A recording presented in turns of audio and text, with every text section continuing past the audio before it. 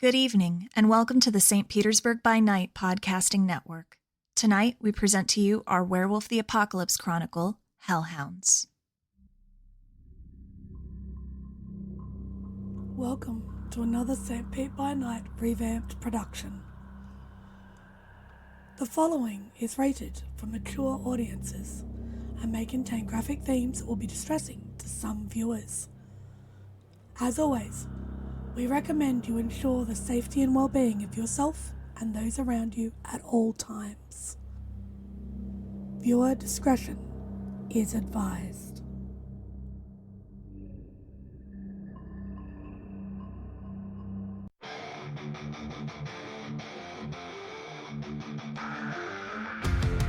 In the heart of night, we rise from shadows,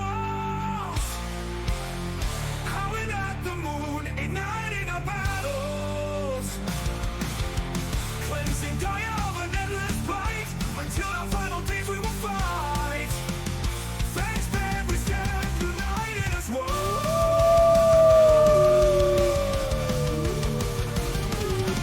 Evil spirits lurking with horror and dread.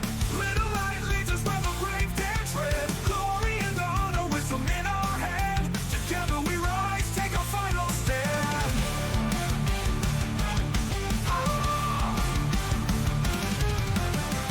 Everywhere we run, the wind is at our back. All the world forces we will track. From the depths of the ocean to the clouds in the sky, vampires tremble as we learn to fight. Rage across Tampa, in this fight we'll stay. Evil spirits lurking with horror and dread. Little light leads us where the grave dare tread. Glory and honor, wisdom in our hand. Together we rise, take our final stand.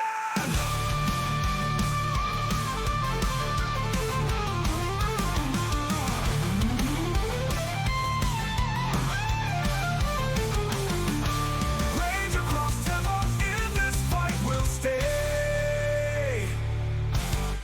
Everywhere with the pack, let the night be our guide. In battles of honor, we shall never hide. Fuck will never hide.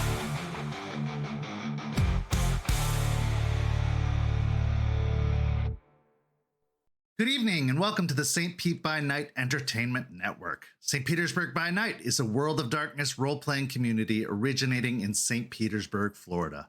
My name is Kent, also known as Kent on all social media, and I will be your storyteller tonight. It's Friday night, and you know what that means. It's time for Hounds, our Werewolf the Apocalypse 5th edition chronicle set in Tampa Bay, Florida, where a pack of young guru have traveled from Michigan to assist the Sept of the Evening Star in combating the forces of the worm, both physical and spiritual. You can follow St. Pete by Night on all of the social media listed in the description down below, and you can join our community by following that Discord link where you could take part in one of the many activities we have running all month long. We are now offering for players to run or play in 20th anniversary or Chronicles of Darkness games as well, so head on over and join our community today. Now let's introduce our players. Players, go ahead and introduce yourselves if you please. Hi everyone, my name's Nikki, and I will be playing Delphine Ruinspeaker, the Silent Strider Theurge. Hey chat, it's your favorite boy, Jay, back at it again and playing Forge from Failures, Bonar Rune. Hey everybody, it's Lilith, playing Juniper Camine, the Ragabash Black Fury. Hey everyone, I'm Ben.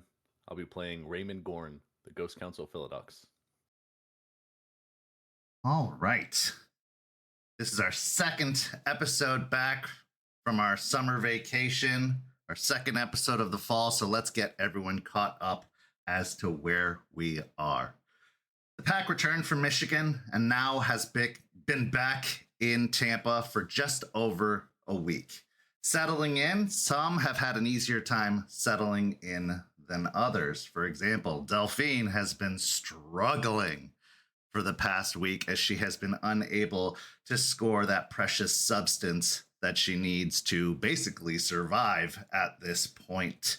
And it has caused a lot of tension amongst her packmates and amongst the Sept as a whole, as the effects of withdrawal have become more and more noticeable. Forged has also had a bumpy return to Tampa after a very, very traumatic end to the trip in Michigan, and it has left some lingering feelings, some stress on his heart and on his soul. So when you put those two combustible elements in a room, you could expect something very, very bad to happen. But instead, we saw something unexpected, something sweet. Because despite all of the heaviness on Forged's shoulders, he was there for his packmate. He was there for Delphine, and he lended a caring hand and a shoulder to lean on, even if Delphine didn't take full advantage of it. Meanwhile, Juniper, who is becoming more and more stressed with each passing day that she is apart from stakes, sought out the guidance of Charles, the Wormfoe and Sept warder. She's had a problem with controlling her anger in the past. In fact, she's let her anger control her.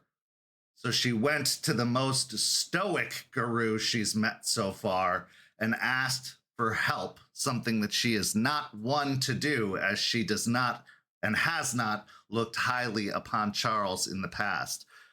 But after that conversation, perhaps her perspective has shifted. Perhaps her thoughts about the Silverfang Arun have changed. And with some helpful guidance and the offer of training moving forward, Juniper may just be able to find a way to control that anger roiling within.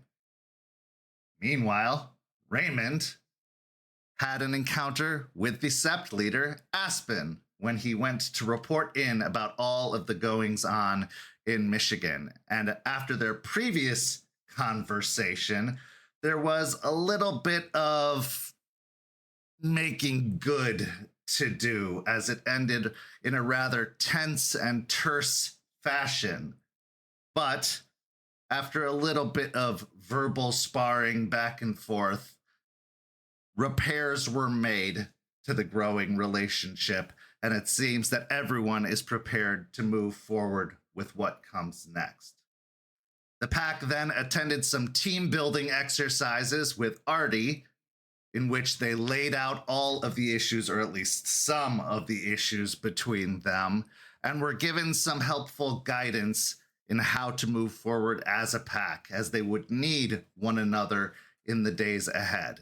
And then finally, they were given their next mission from Charles, to hunt down and destroy an infected leech that had been spreading this infestation that has been created by the plants. It is believed that they have no association with the Pentex facility and that they have been acting independently. But in doing so, they have created a horde of mushroom-infected individuals in their wake, an army of sorts that they are leading across the Tampa area and causing more harm and devastation. Harm that could, if not tended to in a very quick manner, draw a great deal of unwanted attention to the Tampa area in good ways and bad. With all that being said, our story tonight begins as Juniper continues her path of redemption in seeking guidance from a very particular spirit. Juniper, for the past several days, ever since your first meeting with Charles on your return to Tampa, you have been waking up just before daybreak each day to go train with the Arun.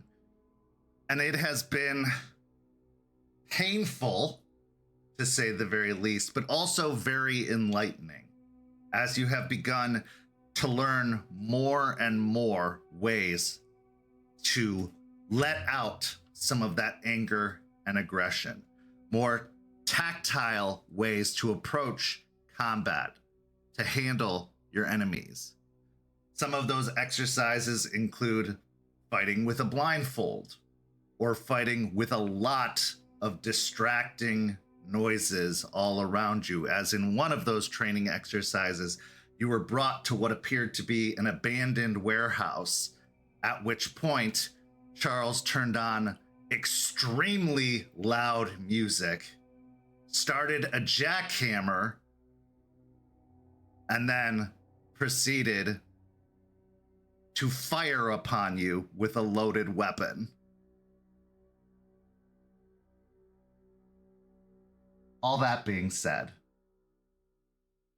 you finally get a moment to breathe as one particular evening you return home to try and heal both your mind and body after the brutal beating it was given this particular day. There was no lie in what Charles said that Jester has yet to hit him, and you have struggled to do that as well so far. But as you arrive home, going into the bedroom that is now seemingly just yours, as Delphine and Rory have both effectively vacated the premises, you think of your Pack Patron. You think of the mysterious spirit known as Ember. And in doing so, you decide to call upon the patron, perhaps for guidance, perhaps for insight, or perhaps for something more. So, with the room completely pitch black, the blinds closed to take out the ambient light from the city beyond,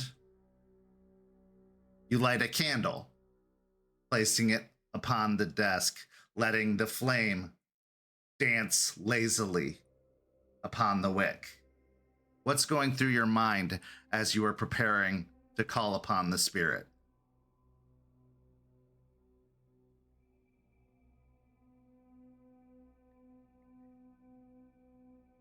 I really don't want to have this conversation, but everything that I've done is catching up to me. And the one being that knows absolutely all of it is, unfortunately, my Pack Patron, Ember. So with the candle lit upon the desk, how do you call out to the patron? What do you do to try and bring them forward?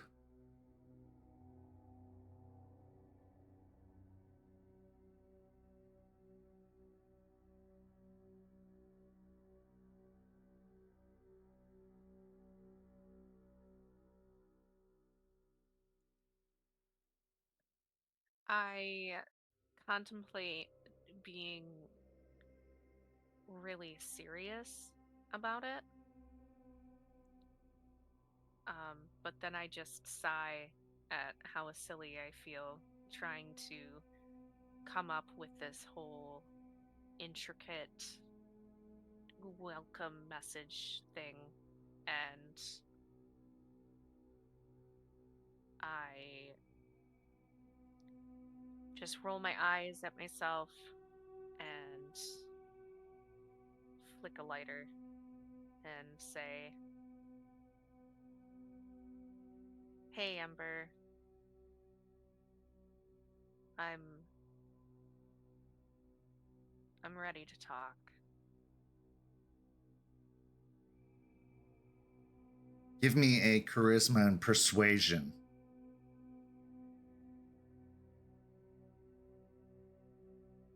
Or a manipulation and subterfuge if you aren't ready to talk, and you are just trying to manipulate the spirit into coming forward.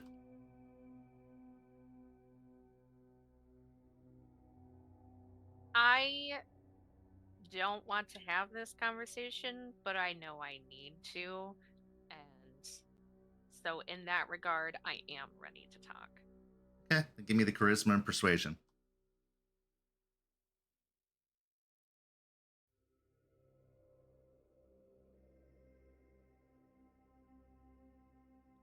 That's going to be a big ol' 1 success. As you say the words, flicking the lighter with your thumb, the sparks occasionally kicking up as the lighter catches. There's no response, at least not immediately. You feel a little bit of embarrassment and frustration start to rise as you're putting yourself out there in a very vulnerable way, only to be just kind of left waiting. And so you can feel yourself getting a little bit more agitated as your thumb rolls over the lighter more and more.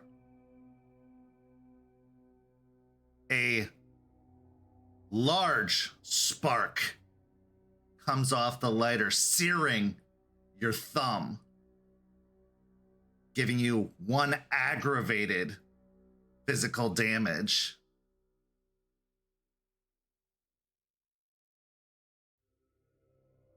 As you feel the burning sensation on your thumb, you recoil, dropping the lighter upon the ground, and you can hear it break as it hits the ground, being, I'm guessing, a plastic Bic lighter.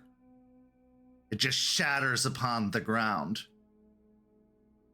Irritated and annoyed, knowing that there's a mess to clean up, you grab a nearby napkin and get down, trying to wipe up the lighter fluid, trying to avoid any further issues from occurring. But as soon as you sit back up, the candle upon the desk, the flame atop the candle has grown and spread and stares back at you, eyes forming amidst the flame itself breaking off as if there are other appendages growing out of its fiery innards.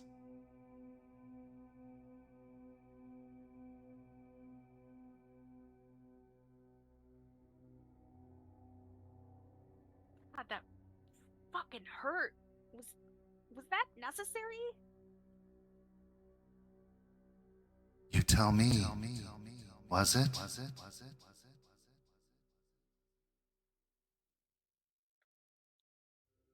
I mean, burning me? Probably not.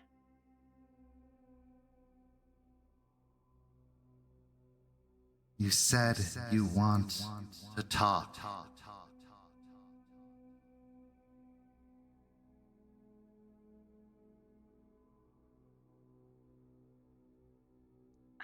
Fuck. Yes. God, this. I take my thumb and put it in my mouth, trying to self-soothe and to no avail. Yes.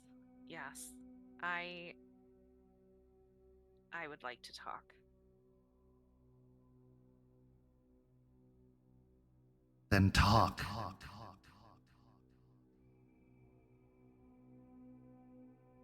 Well, I guess I'll just get straight to it.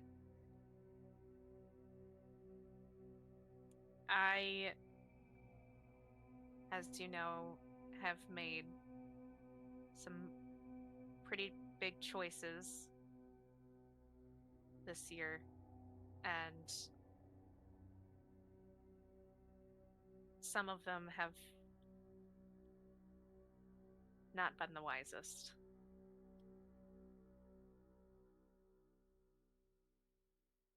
No, they haven't.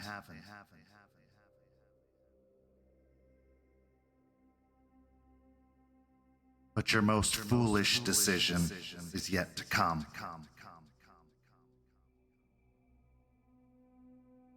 I give Ember a puzzled look. What do you mean? You will have a choice to make. The results of that choice will determine the fate of your spirit.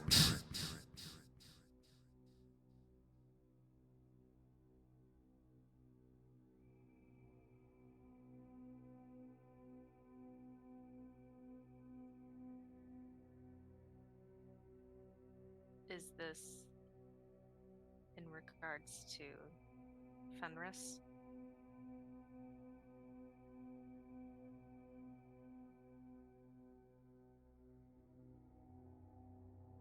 What emanates from the flame is a mixture of a chuckle and crackle as the wick sparks a little bit.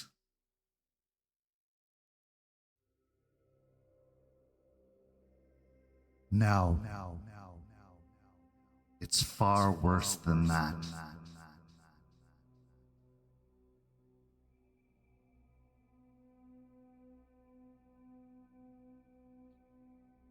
My eyes widen and I fall back a little bit onto the floor to sit down.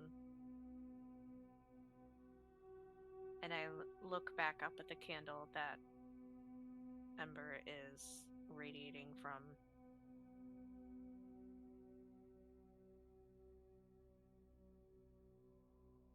What is worse than what I'm already struggling with? What is coming?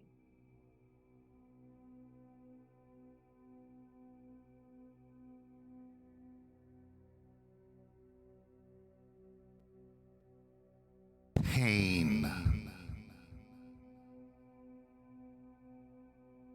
Loss.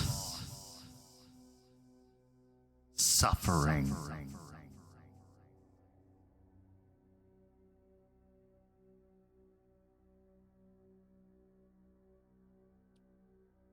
My thoughts immediately go to stakes and the mission that is currently happening up in Michigan.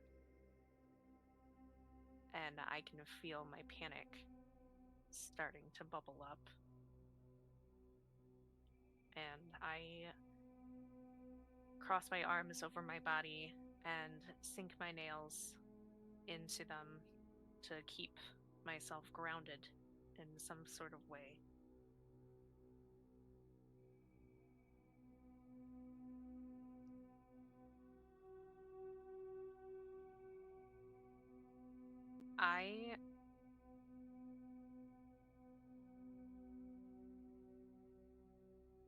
I am trying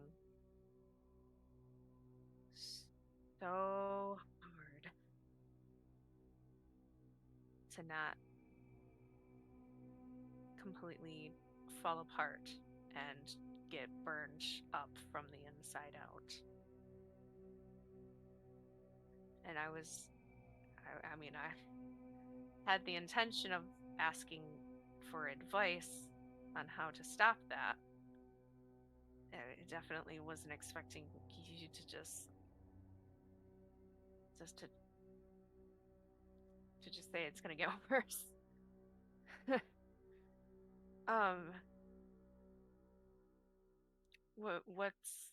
What's causing this? What is happening? What's going on?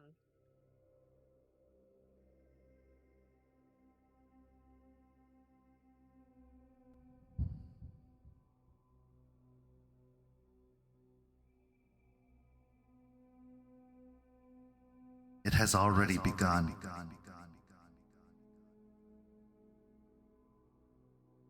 The gates have opened. The descent has started, curling ever inward. Slowly,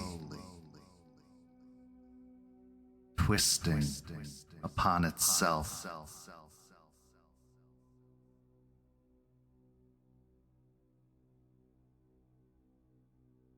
It calls to you, each of you.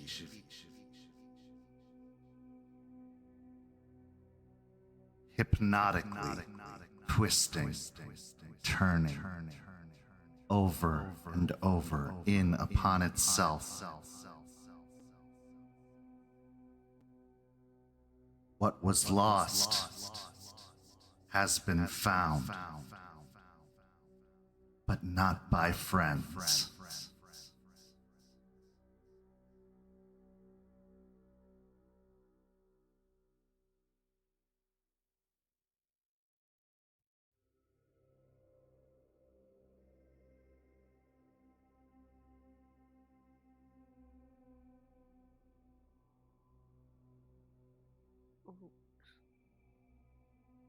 What can we do? What can I do? What the fuck? Endure. Endure the pain that is to come. Ready yourself for suffering.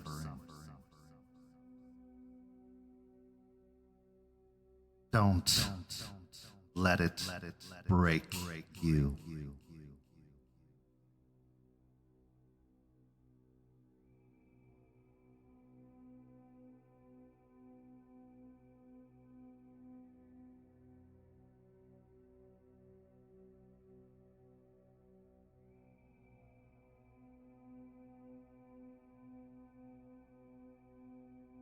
I stare at Ember, open my mouth a few times, trying to find words, trying to figure out the right thing to say, the right questions to ask.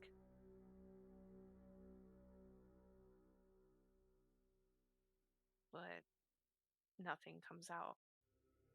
I'm just silent, and I can feel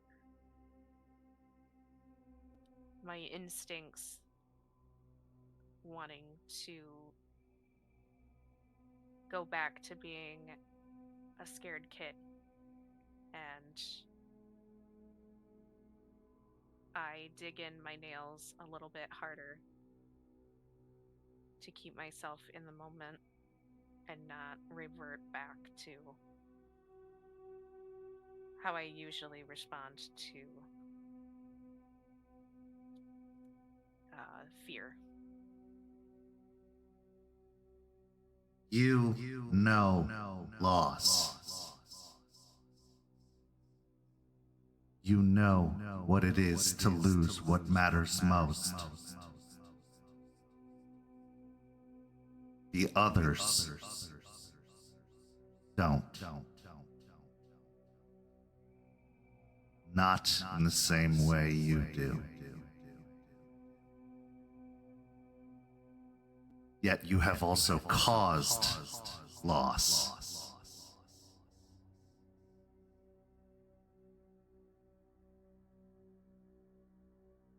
They will need to know strength,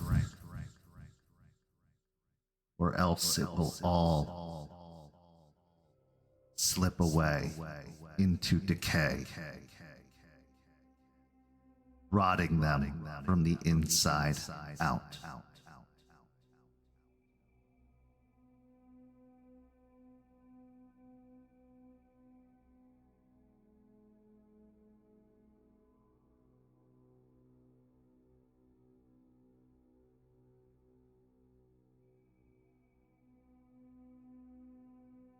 I nod my head slowly.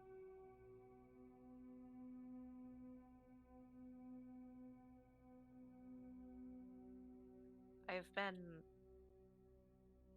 asking several members of the Sept and others about what to do with my anger, how to redirect the boiling lava that just simmers inside of me.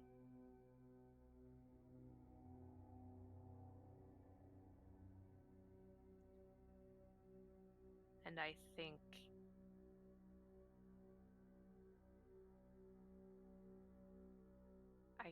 that I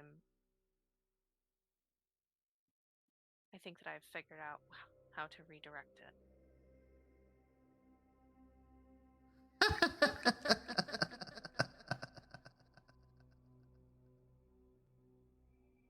You've only just begun to know anger.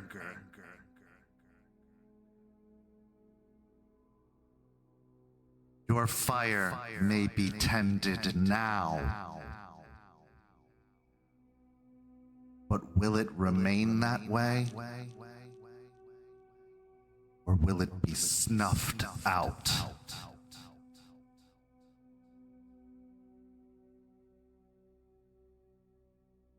Well, you said it yourself. The pack is gonna need to have that strength. And we're just about to suffer. But it's already been set in motion. Can you do it? Are you capable? Even if it means doing it alone?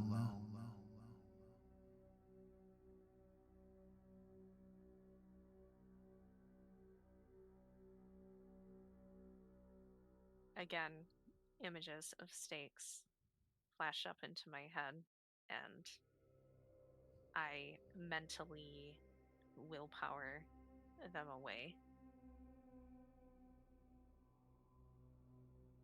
Go ahead and give me a composure and resolve check. Oh, yeah, I should probably do that, huh?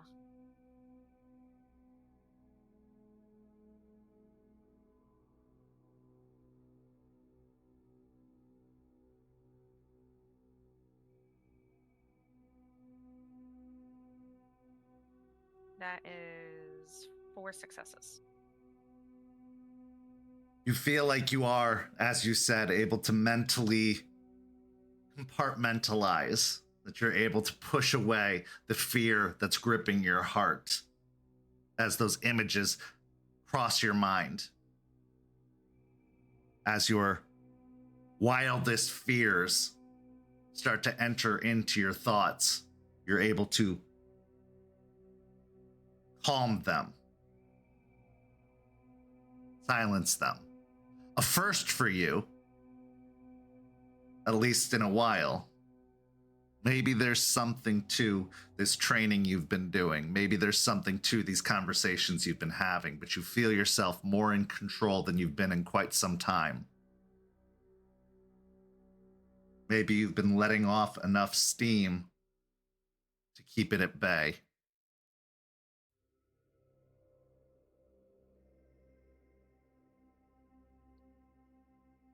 There is no other choice, Ember. I can't keep going through life just being destructive and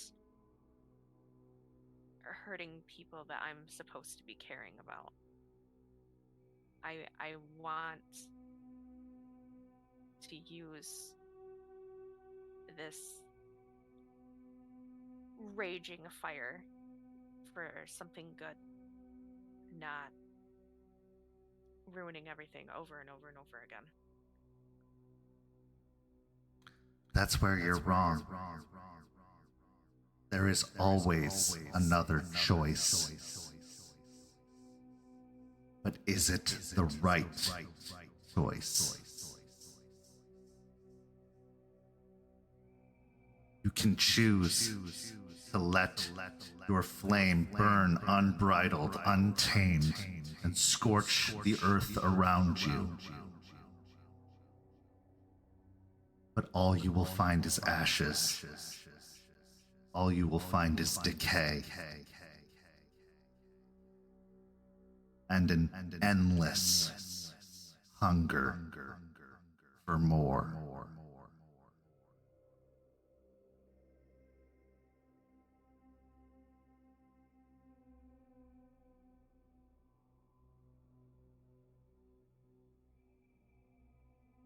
That's not the life I'm going to choose.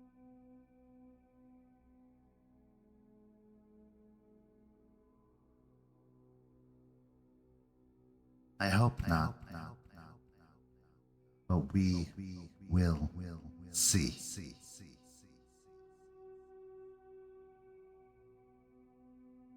Ember, why did you really choose us?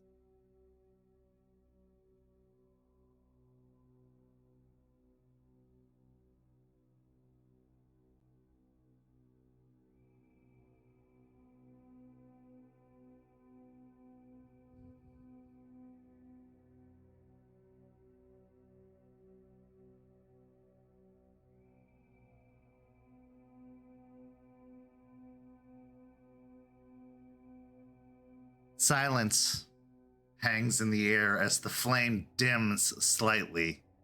The eyes are still present within the fire,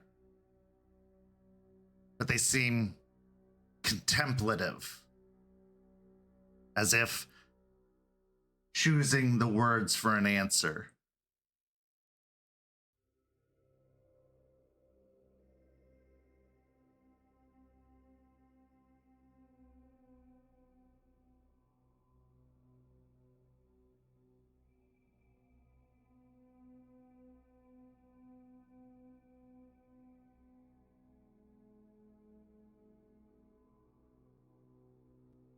We chose each other.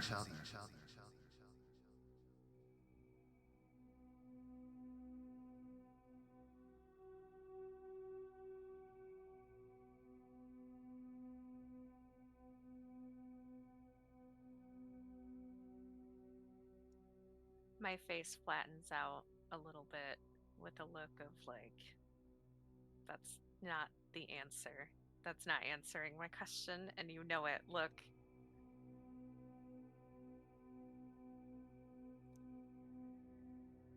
Okay. That might be true. But why did you choose us?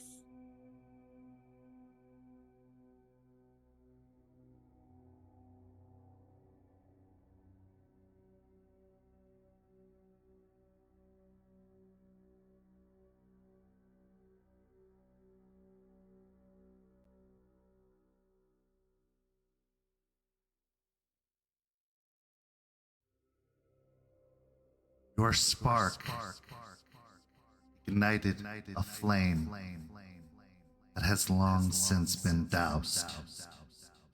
I am that flame.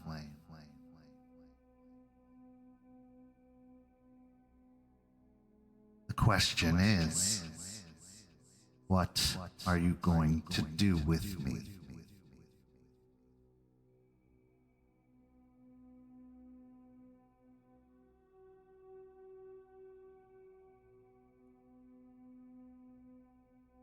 What can we do? So many things.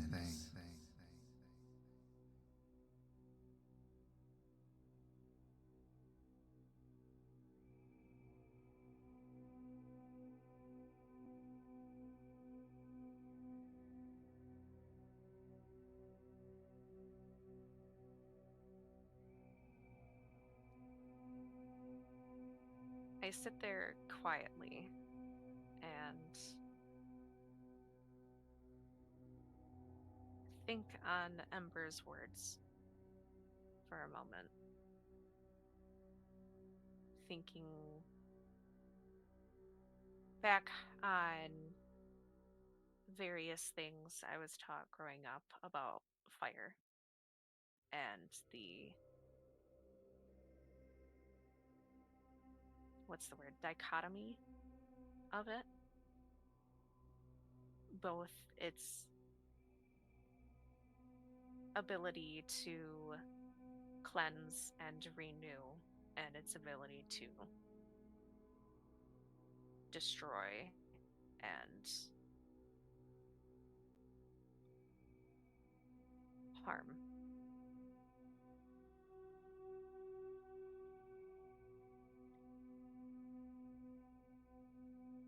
And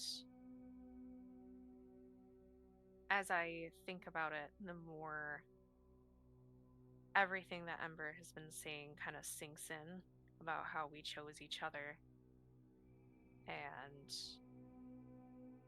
how the fire within can be used in so many ways, and how we can use Ember in so many ways, more so than just set this thing on fire.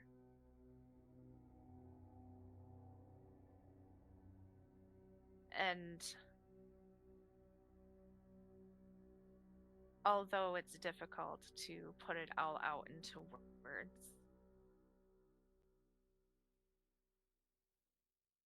I feel a little bit of a shift within me.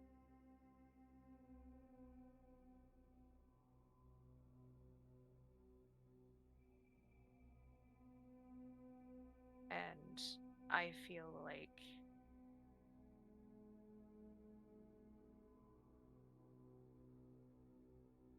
like I can genuinely start moving to use that inner fire to strengthen and protect rather than burn everything down.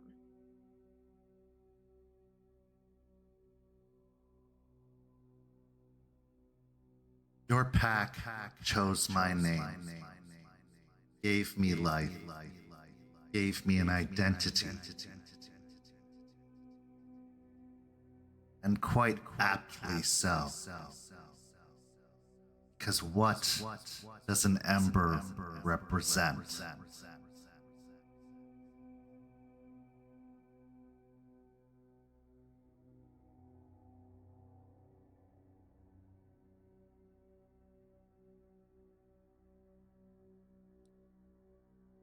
In a way, it represents a crossroad.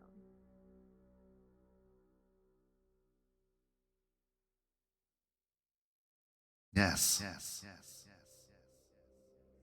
An ember can be the beginning or the end. Which is it?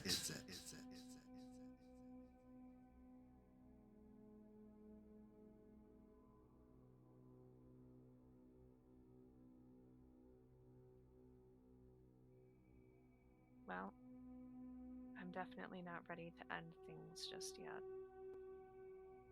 And I want to see how far we can all go.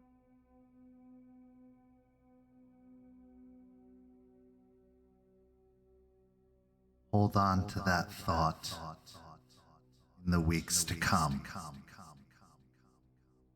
Don't forget it. Don't lose it. Or the end will be closer than you think. You said in the weeks to come. How long is it going to be until whatever's happening happens? Or at least we learn about it.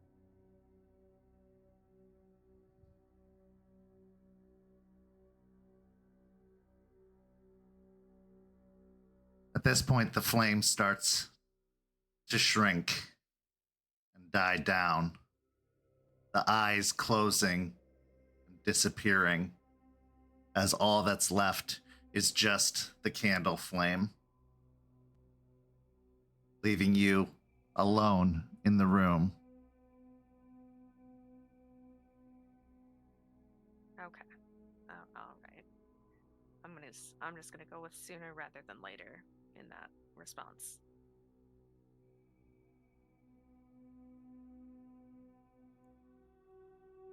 I watch the candle for a second longer after Ember fades. Sigh and finish cleaning up the mess that we made.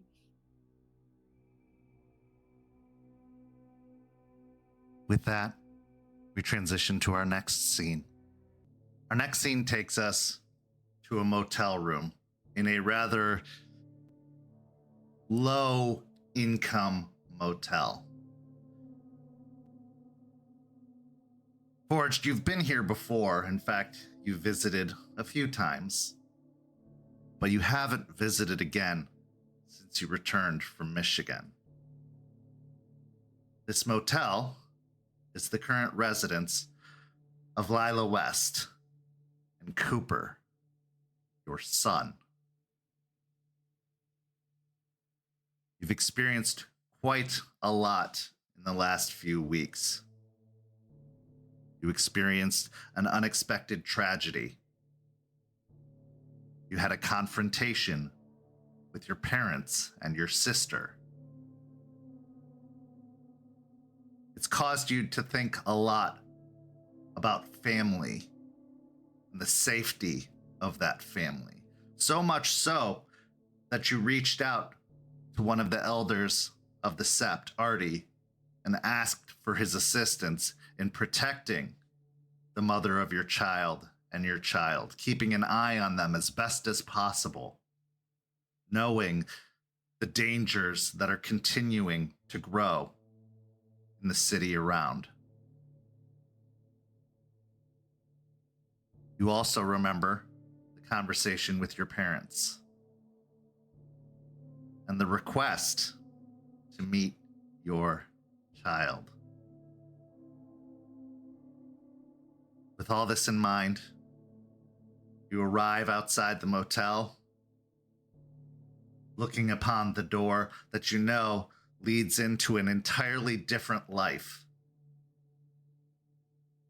A life you didn't mean to have, a life you didn't want, or at least you didn't think you wanted. But when it literally came knocking, in a way, you received it, and it changed you. What's going through your mind as you stand outside the motel, preparing to see once more your child, the mother of your child, your past, and perhaps your future?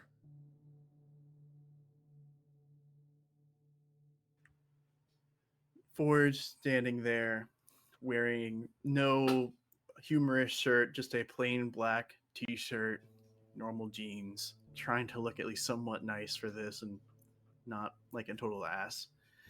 He's currently struggling right now, trying to think of what he's going to say about how he's going to go about the conversation with his parents. He has a slight excitement. He actually does kind of look forward to seeing Cooper and, you know, kind of hanging out with them. It's not very used to that feeling, but he's kind of grown more and more attached to him. So Lilia is a little bit more complicated. Kind of feelings of regret and bitterness towards himself and his situation. They kind of feel like every interaction kind of awkward, but he just takes a deep breath and knocks on the door. As you knock on the door, a few moments later, you hear the rustling of a chain being unlatched from the door and the deadbolt being turned. And then the door opens. In the doorway stands Lila, looking tired, but a smile across her face as she sees you. Over in the playpen beyond, you hear a rustling and bouncing as well as some babbling as Cooper moves around in the playpen, grabbing the edge of the playpen and lifting himself up to peer over the edge, the mess of curls being the first thing you see, followed by those eyes that peer over and go wide. And you hear, da, da, da. There's like a forced smile, kind of looking at Lila and thinking what to say, but as he looks past and sees Cooper, it shifts to a more genuine smile as he'll just say, hey, I'm back, on a little trip to Michigan. Figured I, stop by to kind of tell you how it went. Come on in, she says as she steps back, holding the door open. As you walk into the room, you can see that the two of them have definitely started to settle more and more. There are clothes hung up in the closet, including some new clothes probably bought from a secondhand store. But one of the things that stands out most is a outfit that's hanging off of the door handle of the closet. It looks like it's a uniform for one of the nearby diners, a diner that Lila has started working at. She brings you in, and as you enter, she closes the door behind, locking the deadbolt. Did you want something to drink? You got any cola? Any soda? Or I'll Yeah. take water if not. I've got something. She heads over to the mini fridge, opening it. You can hear the rattle of some cans and bottles within. She reaches down and grabs a soda, tosses it over to you. So how was Michigan? I'll crack open my pop as I walk on over to Cooper, kind of look at him for a few moments for ruffling his hair and give him a little smile. And I'll playfully kind of like push him a little bit, push him around. He lets out turn a back. giggle as he drops down onto his butt before starting to crawl his way over and try to stand again. He'll give a little, he'll actually kind of hold back a little laugh, but he did a little chuckle as he'll look back. Kind of sees, catching himself smiling and chuckling, he'll kind of make himself more serious as he kind of looks back at Lila, and he'll just say, yeah, it was pretty decent, went back, hung around hell, and met it back up with my parents again. It's been a hot minute since I've seen them. Really? That's not like you. How did that go? I'm not gonna lie, it sucked. It really fucking sucked. And I kind of catch myself, and I look back to Cooper. Just don't repeat that. Don't learn that. Continue. Da! And he bounces up and down, holding the edge of the playpen, his butt wiggling. But yeah, they're in rough shape, and sister was not very happy to see me either. That took a little convincing to get in there. I can't exactly blame her. No, you can't. I remember when I first tried to reach out to you. I talked to her for a moment. She was not interested in discussing you. Said she didn't know where you were or anything about you, and you could have been dead for all she knew. But I'm glad you went and talked to them. That's huge.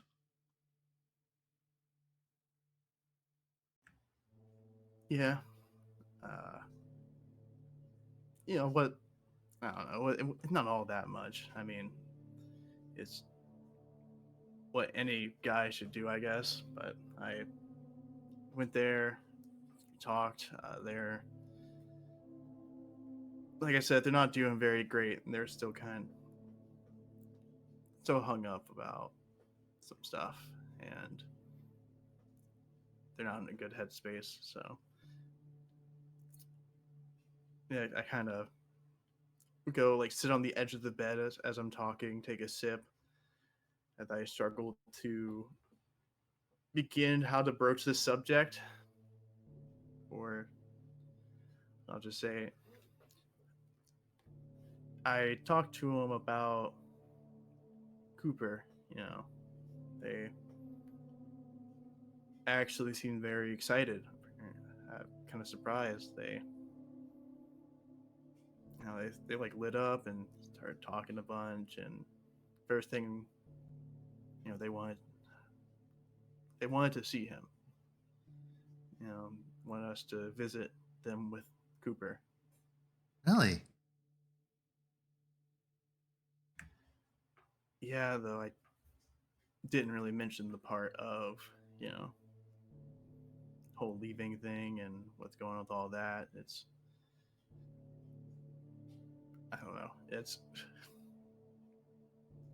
It was just kind of awkward moment. I want to help out, I guess, so I thought I'd bring it up, and now I'm like, ah, shit, how am I gonna do this? They said they pay, but I got some stuff going on down here, and I don't know when I'm gonna be free to go up there with y'all.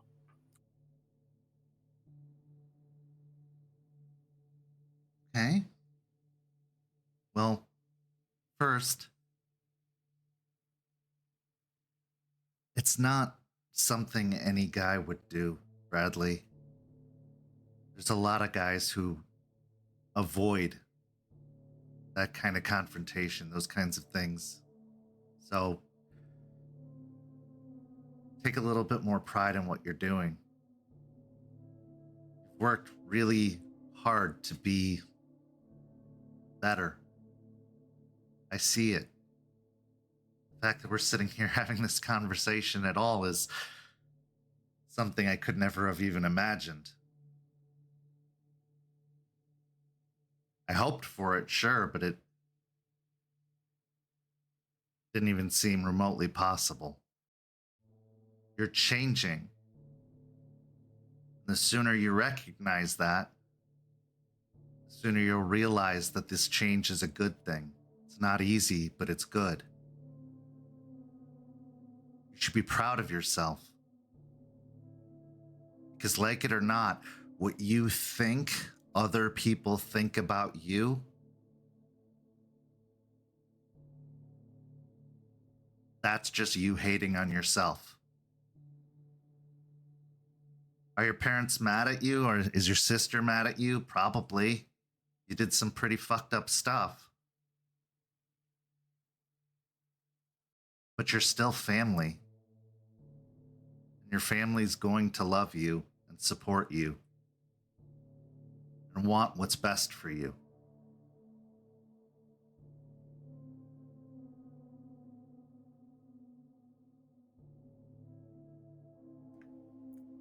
Forge kind of bite his lip at the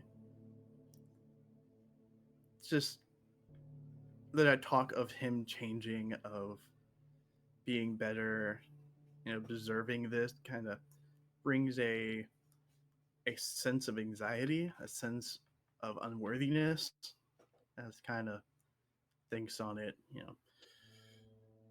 Maybe bring the knuckle up, like start like cracking a knuckle or two, kind of fidgeting with his hands, or nodding and saying, yeah, I mean, the sister definitely was pissed, but surprisingly, parents didn't seem mad, and they just seemed really sad. Like they just were sitting darkness, pretty much watching TV. They lost their son.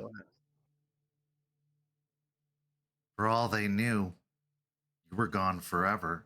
I couldn't even imagine She says as she looks over at Cooper, what that would feel like. I hope I never have to know.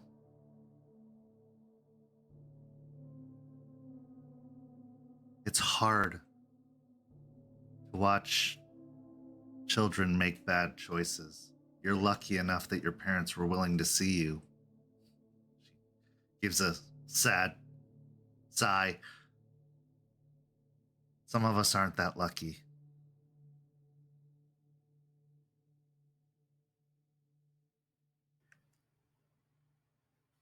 Yeah, it's kind of, it sucks to hear with stuff going on with your parents. I mean, it's honestly, it's kind of crazy that they decided to just throw you out and, you know, say fuck off.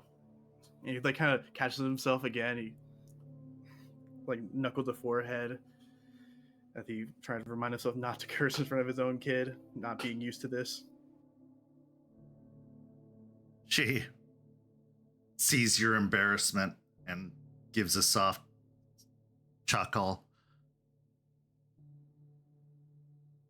I don't regret it.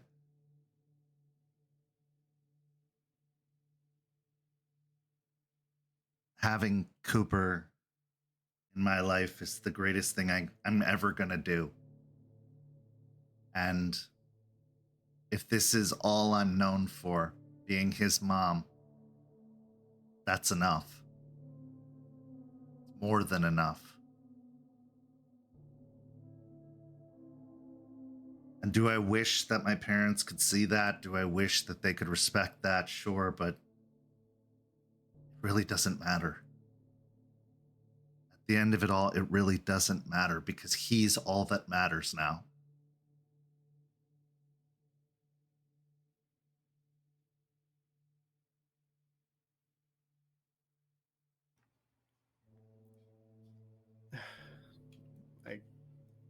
I guess I can understand that in a way, I guess.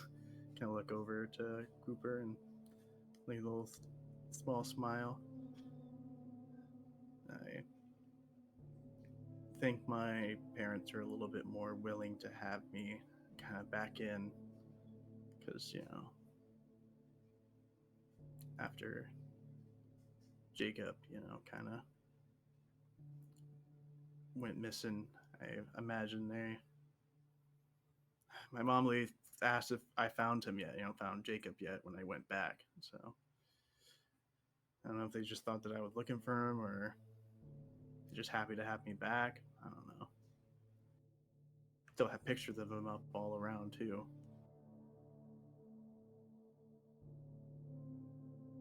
They lost 2 kids that day.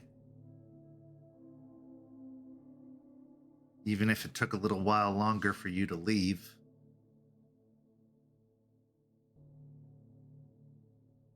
That's a lot for any person to take.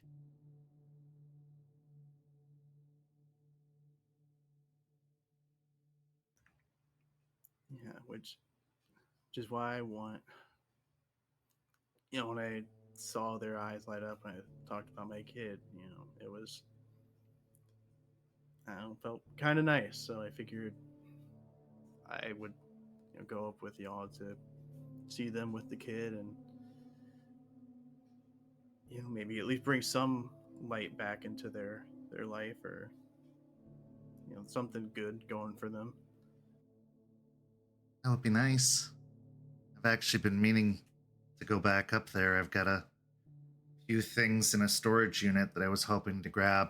Seems like I'm going to be here for a while. I might as well accept that and settle in.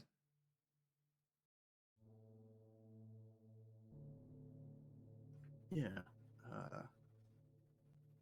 And the thought, I think a little bit, I think about what happened with Duncan, about people like Carol being targeted, as I'll look to her and say,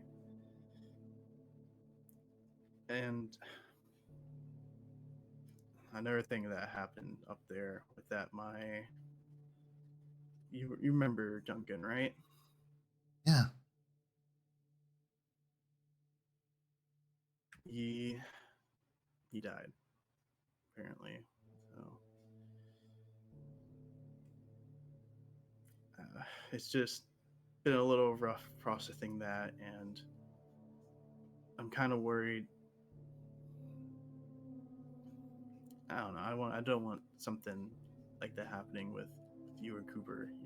It's and like Steve Ford just struggling to kind of like, how do I say like to stay safe without explaining everything? Letting everything out all of a sudden, as he's clearly just struggling to verbalize what he's feeling.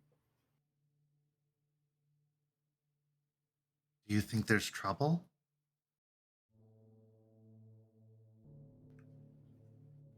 It's part of the business that I get into, the thing that I'm talking about, or I was talking about.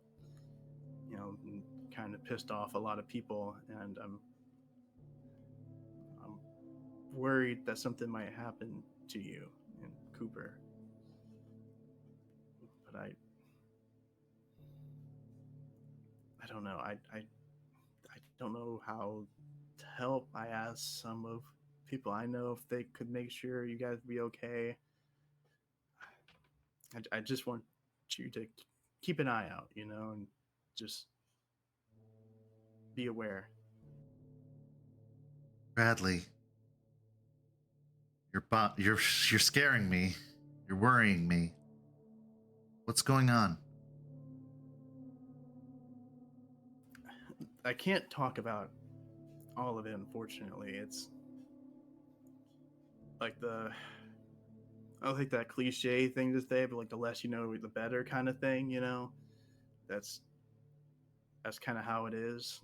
I can't explain a lot about it, but it's like I said, I just pissed off some people, and that I'm worried that they'll come after me or like people I care about.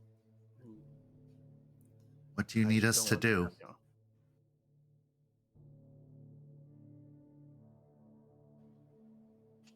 The like kind of strong exterior Forge is showing starts to break down as he like rests his elbows on his knees, like looks down, kind of head drooping a little bit. He just lets out a long sigh, and then he just says, I don't know. I don't know what to do, of like what to tell you, or how to keep both of you safe. And that's what's it's fucking stressing me out. If you think things are dangerous here, I could take Cooper back to Michigan for a little bit. No, you don't have to do that. No, it's fine. I think it'd be better if you were at least around here, so I can, I'll be here. I can be here for you guys. Because if you're in Michigan, then I can't do anything, Okay. If you're in trouble, Bradley, maybe you should talk to the police or something like that.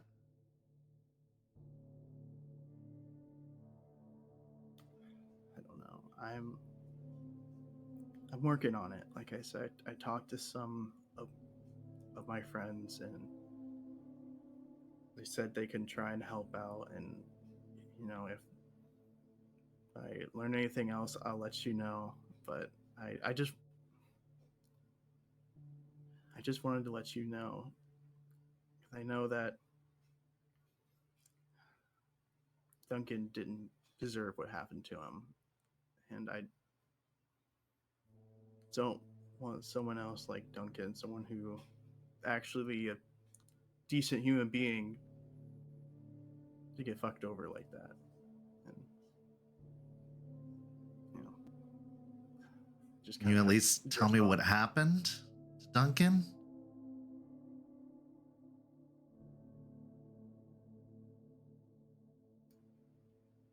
It's just Forge is right now just silent, just like staring just hard into the floor, trying really hard, like blinking rapidly, trying hard not to let any tears kind of show up, as his jaw is clenched, as eventually he'll just shake his head, and he'll say, I don't want to talk about it. He didn't deserve what happened to him. Okay. At this point, she moves over to sit next to you.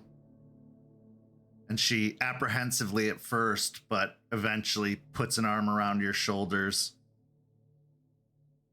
I'm really sorry that happened, Bradley.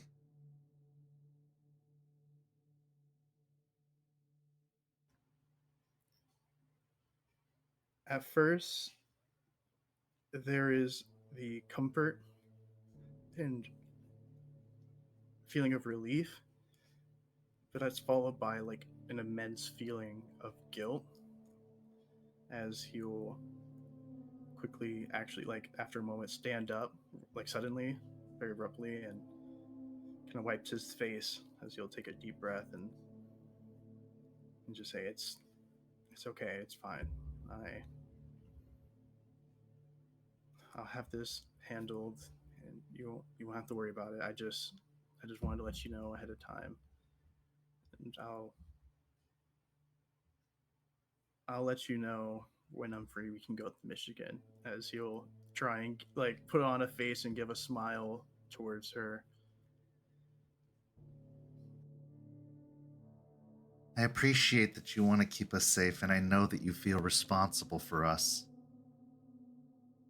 Bradley, we've been doing this without you for a very long time. We have to think of Cooper first. So if you think there's trouble, if you think that he's in danger, we have to put him first. No matter what. And nobody will blame you for that. I won't blame you for that.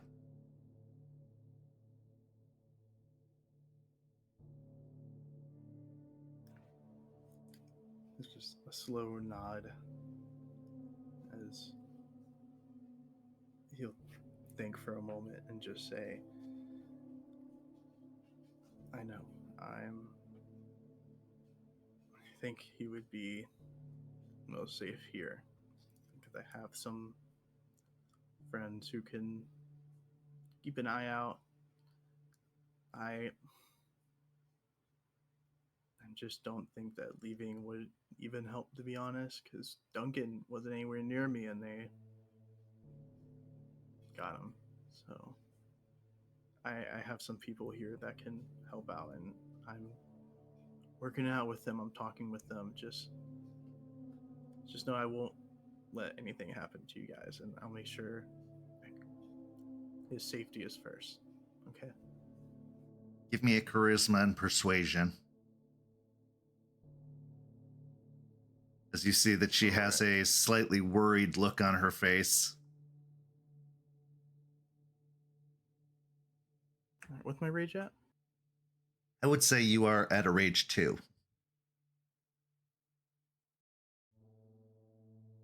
All right. This is just a 3 dice. This is fine. I got at least one success. One success. Okay. She nods slowly and nervously. Okay. If you're sure.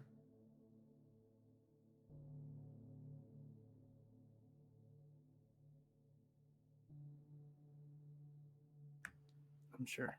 I appreciate it. As I will give a kind of step towards her and give a very awkward and first like half hug, and then kind of like screw it, and then just give like a full hug for a moment, for like a brief moment, hug and squeeze before letting go, and just okay, I gotta go. I got some stuff going on, but yeah, I appreciate pop. And I just kind of awkwardly start walking towards the door, getting ready to leave. Don't forget to say goodbye to Cooper. He like catches himself and Shit. As he'll speed walk towards Cooper as he'll kneel down and kind of get more face level, eye level to him. As he'll ruffle his hair and say, "See you, little guy. Maybe next time I'll come back with a toy or something. I know one of my people I know like making these crochet knit things. I can maybe bring one for you. In fact, I could actually have a blanket." He'll smile at that and then he'll stand up and walk to the door and get ready to leave. Lila meets you by the door, unlocking it and opening it. Please be careful.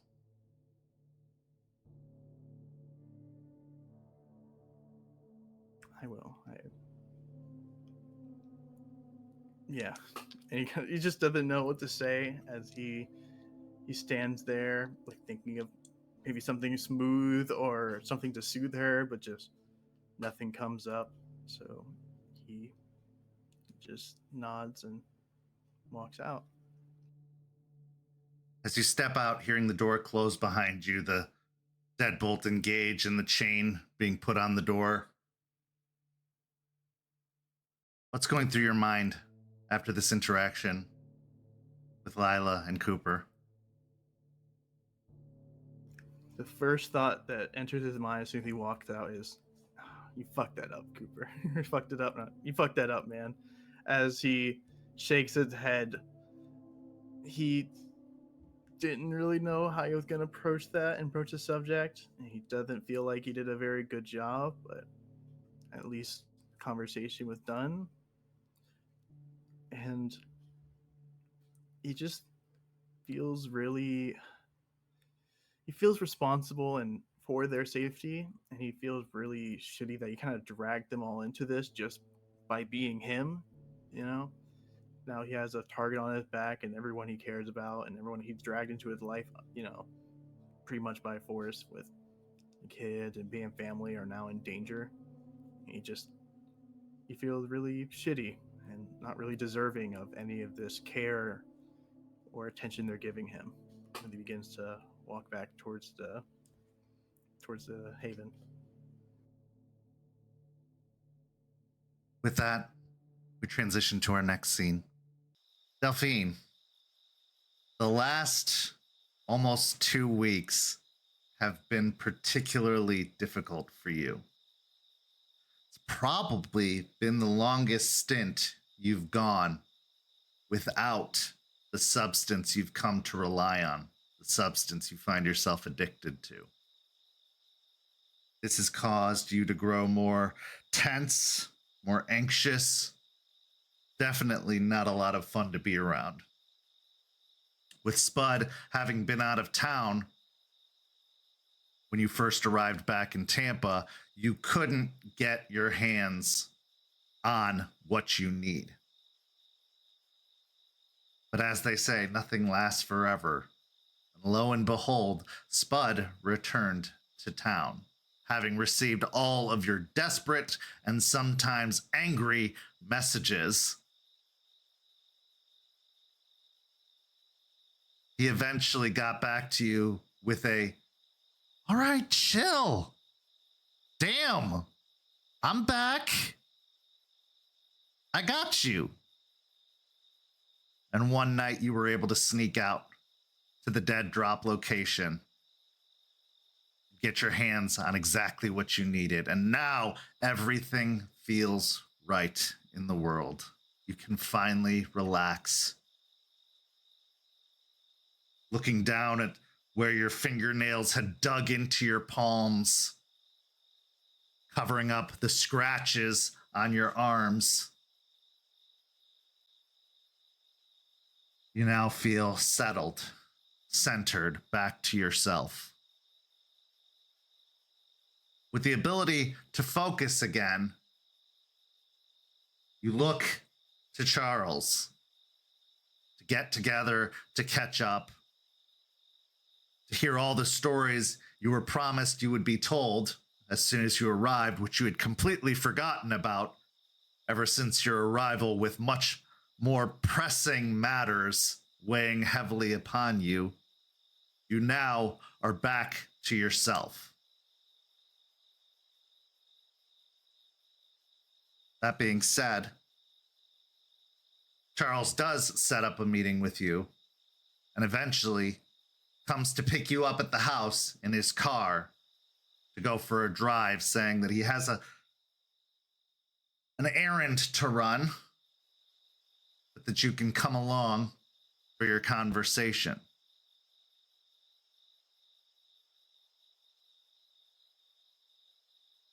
The drive is quiet for the most part, just a little bit of small talk, idle chatter, until you find yourself way, way, way outside of the city, where the stars can actually be seen in all of their brilliance and magnificence overhead. Farmland. Now you know from your previous conversation with Charles, where he handed out the assignment, that out here is supposedly where a lot of the mushroom activity has been happening, where a lot of the plant growths have been seen. And you had shown interest in seeing these hives, in learning more. So he acquiesced and took you. So now, with the car parked near a wide open field, the crops having started to grow, he climbs out of the car and starts walking into the field with you following behind. He stopped at the trunk to grab some necessary supplies, but he is not as armed for bear as he usually would be going into situations. He seems pretty confident that this shouldn't be an issue.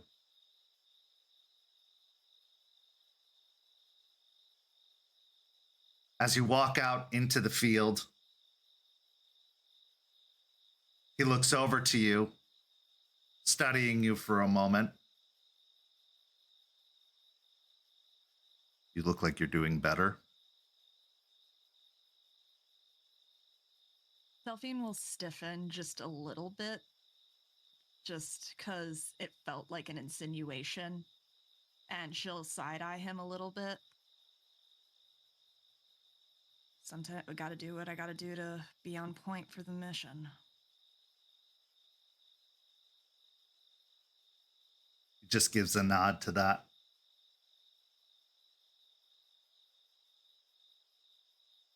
So how many did you take out when you were out here? Our last encounter with this particular hive, there were about a dozen of them or so. Been back a few times since, but there have been no further developments. I believe we were able to remove the last of them in this area.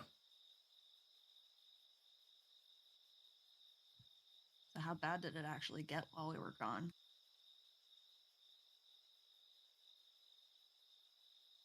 He ponders the question for a moment, and as you look him over, roll me a wits and insight check.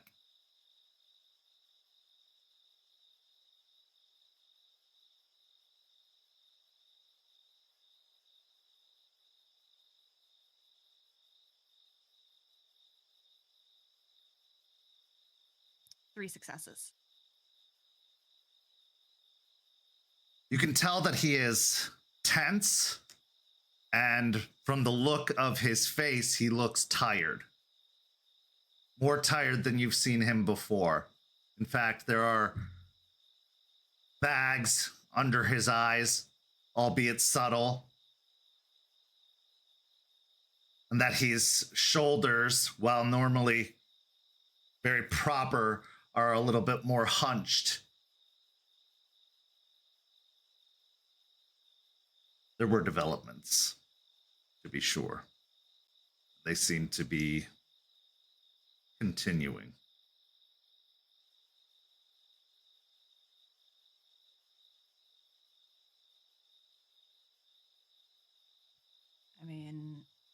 hive, negotiating with leeches, negotiating with a dragon, and that weird dude breaking shit in the RV in the cairn. Yes. And you're in a rune, so you're probably all pent up now because of it.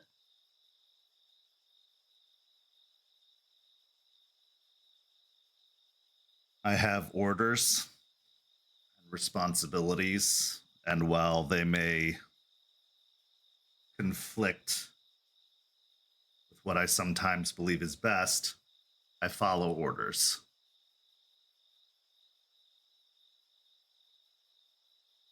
But yes, the Mokale and now a Kamazotz, as well as the ongoing negotiations with the leeches. A lot is happening.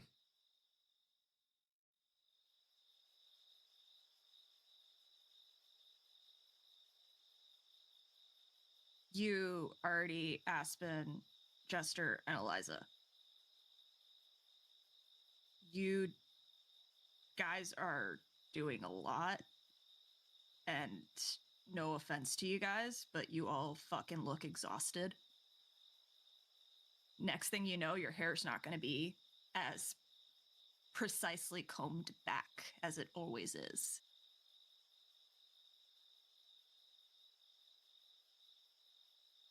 Then you know we're in trouble.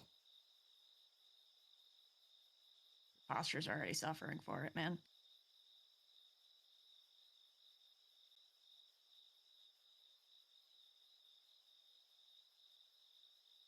It's good to have all of you back.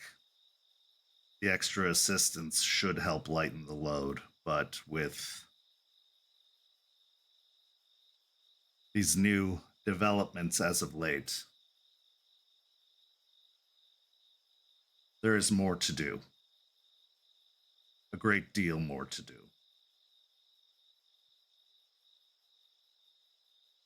I know that we got this mission you gave us, and like we're glad for it. We are happy to help, but like we can do other stuff too. Like if you need to assign some patrols or delegate some of the lesser care and responsibilities, we could do that stuff too.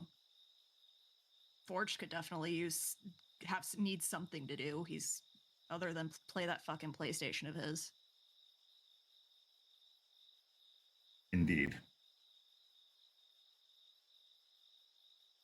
There is more that you could be doing, and I think it would be good for you to speak with Eliza or perhaps Jason about some of the theurge responsibilities around the cairn. We have a new influx of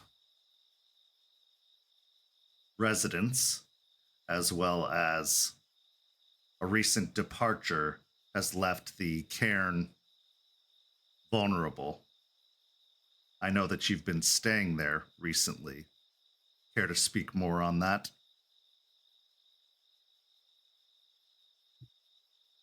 Yeah, my parents are lingering around Juniper, and I'd rather not deal with them and her at the same time. Oh yeah, that you don't know about that. I asked them what would it take to make them leave. They want me to murder suicide. Kill her and then myself. I see. So they're pissed.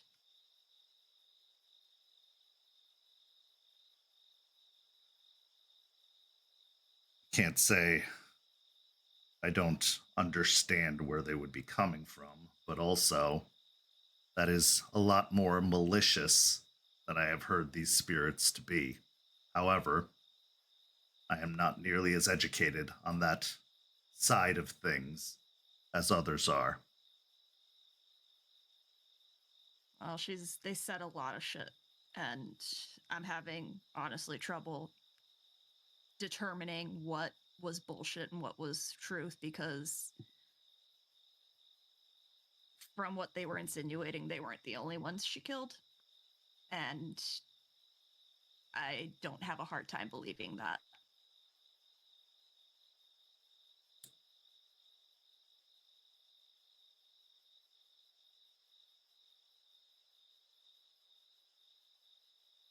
Juniper has struggled with the transition into Guru life. She carries a heavy burden and a vendetta, something that many other Guru before her can relate to. Sometimes, without proper training and guidance, these vendettas can get the better of us. They can become all-consuming. I think you can understand that. Or are starting to. Yeah, but not gonna lie, a little bit of me is kind of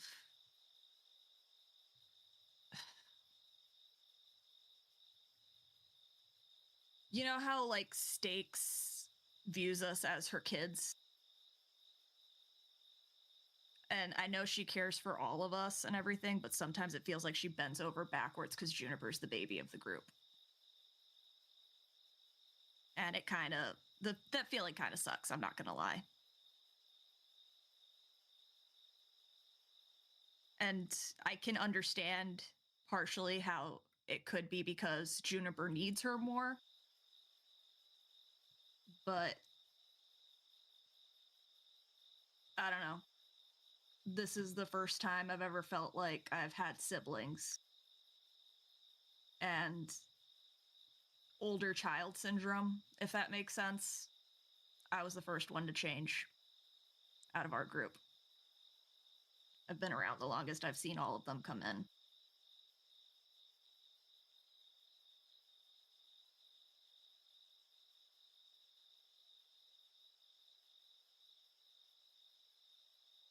That requires more of you,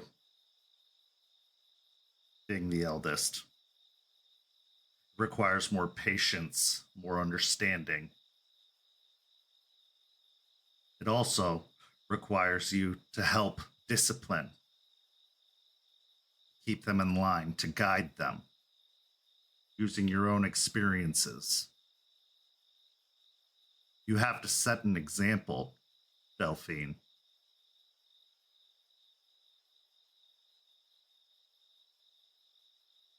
Speaking from experience,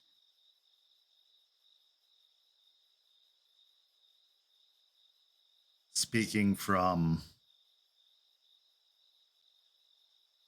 a lot of things.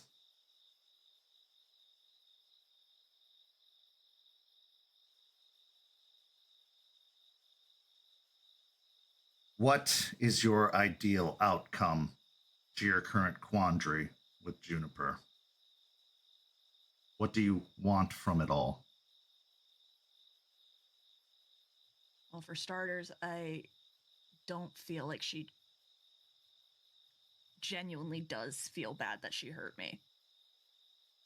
I think she's rationalizing that. I think she internally rationalizes that my suffering is not important compared to her getting her revenge on Pentex. So I guess ideally I would like to feel like she genuinely does feel bad for hurting me the way she has.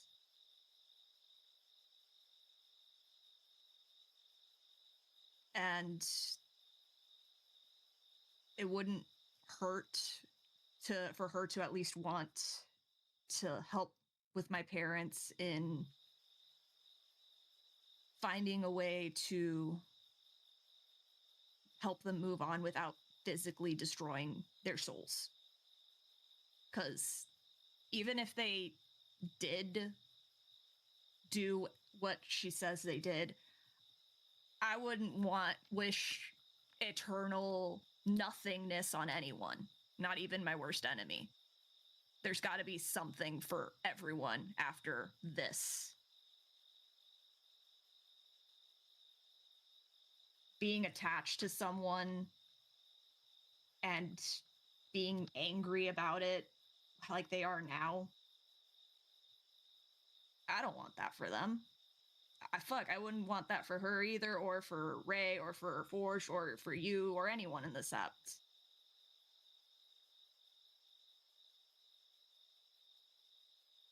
It just feels like unnecessary suffering.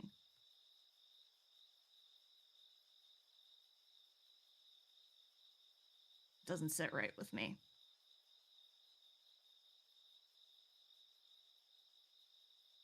I won't pretend to understand the social intricacies of the pack dynamic. I have only begun to learn them myself.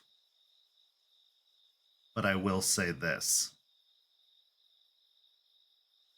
You assume a great deal. You assume she doesn't care about how what she did affected you. Yes, you're right. She might not feel bad about what she did. But that doesn't mean she doesn't regret the consequences of that action, the after effects of that action. I am certain she's not enjoying or reveling in being haunted. And I'm certain she's not enjoying this divide that has formed in your pack because of this. Juniper is impulsive. The young often are. She acted without thought to what could happen. She let her anger and her rage drive her.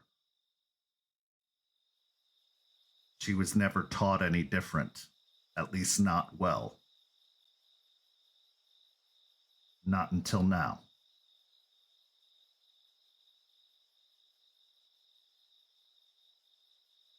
Assume less. Dig out the truth of the matter. You want her to care about what you feel. Have you developed that kind of relationship with her? No. Then why should she?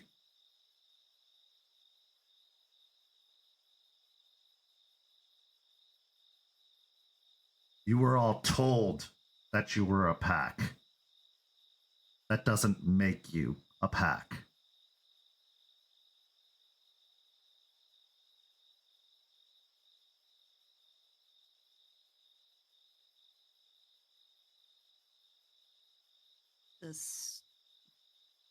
It's new for me. Socializing and being around people like this all the time. I can relate to that more than you know. Does not surprise me. But you have to learn, and you have to learn quickly, because there is no alternative.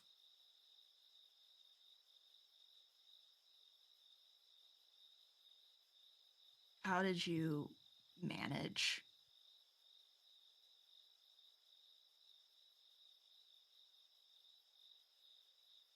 He considers that.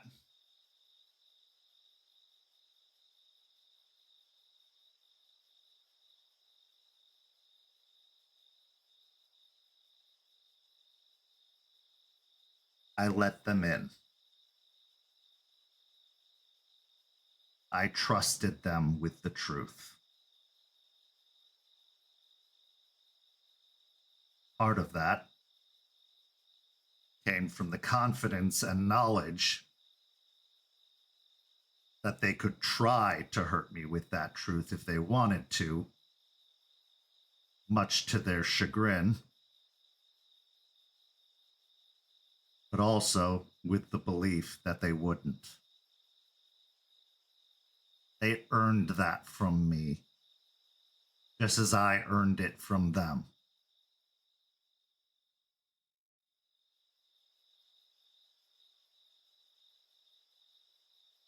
At the same time, it's a choice. A choice to allow them that kind of access, whether they've earned it or not.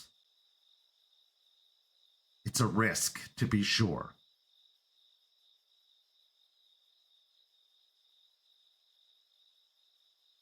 But it's a risk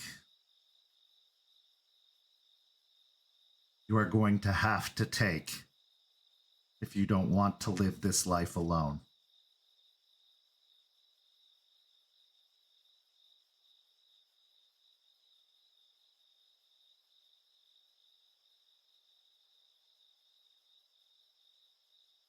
She contemplates what he's saying, kind of just like kicking at like the ground a little bit.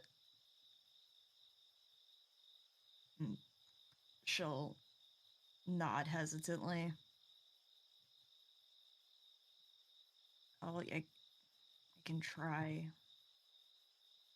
It's kind of started with Forge already. I had to because of the terms of getting rid of my shame.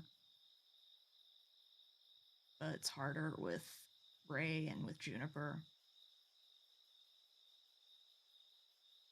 His eyebrows raise slightly at that. You found connecting with Forged easy in comparison. Yeah, he just doesn't want to be judged. He doesn't want you thinking that he doesn't want to feel like you think you're better than him. Do you? No.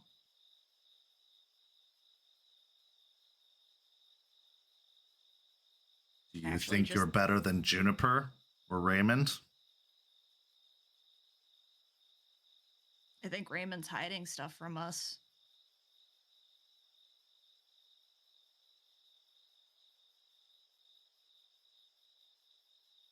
But with Juniper, it's hard because of all the feelings right now. Are you hiding anything from them? Surprisingly, I don't think so. Not to my knowledge. They know about my my leech drug dealer. They know my parents are dead. I think the only thing that a couple of them don't know is No, at this point, they all know my name. My parents weren't shy about calling me by my name in front of Juniper. I told Ray my name, and I told Forge my name.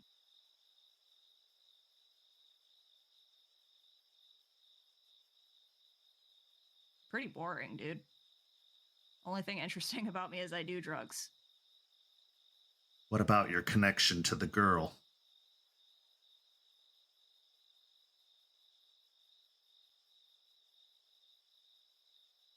What girl? He just stares at you.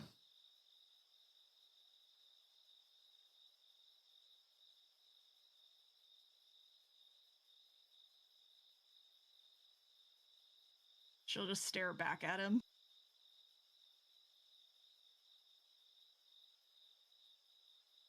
The mother.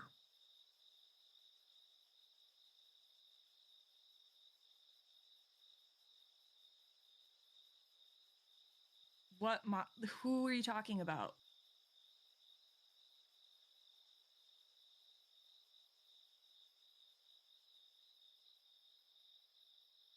Cranbrook. Yeah, I went to school there. You went to school with Lila West, the girl who showed up at your house looking for Forged.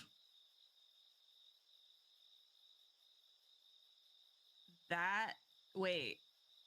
Oh, she was the pregnant chick. Oh, okay. Real talk, Charles. I did not know that.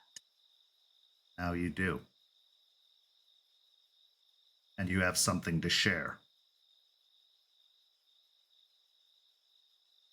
Oh, fuck.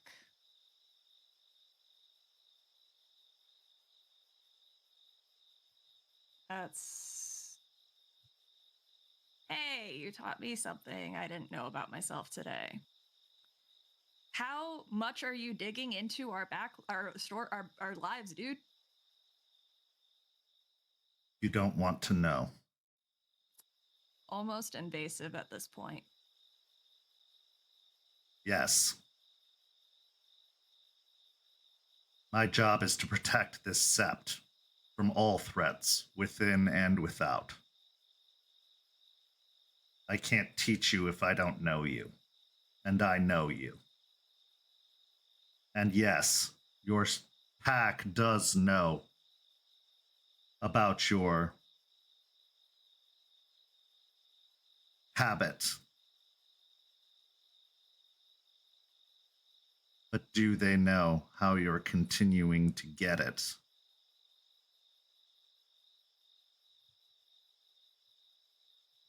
She pauses and looks away a little bit. I'm not meeting with him in person. Technically didn't break any rules.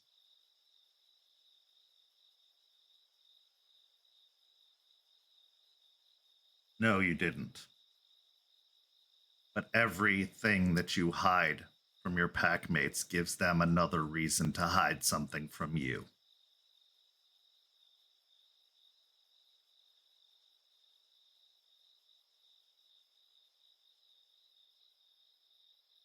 They can't trust you if you are suspicious.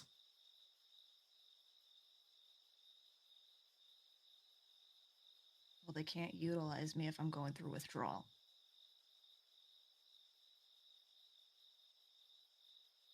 I'm fucking useless to them without the stuff.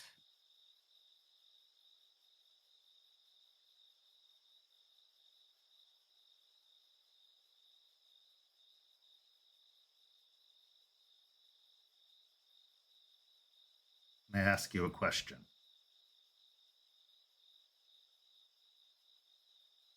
What?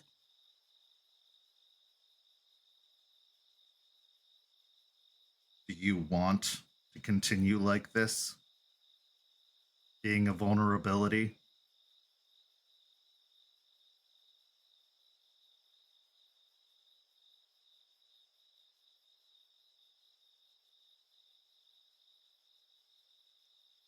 Do you want to be able to continue to breathe?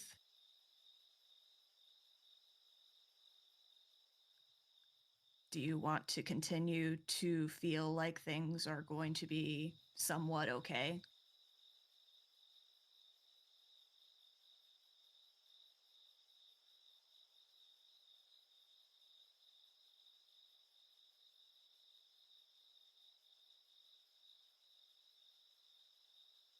It's second to breathing to me at this point.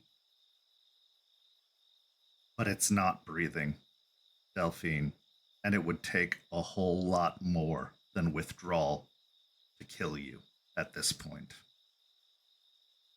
When you were human, maybe.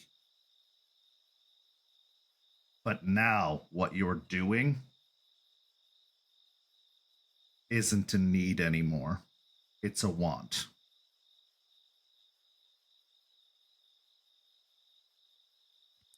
You view it as a want. My body doesn't view it that way. I understand that. Do you? Yes. So you have something that you're so addicted to that you can't go a day without it. Yes.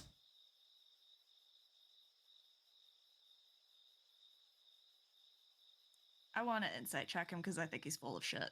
Go ahead.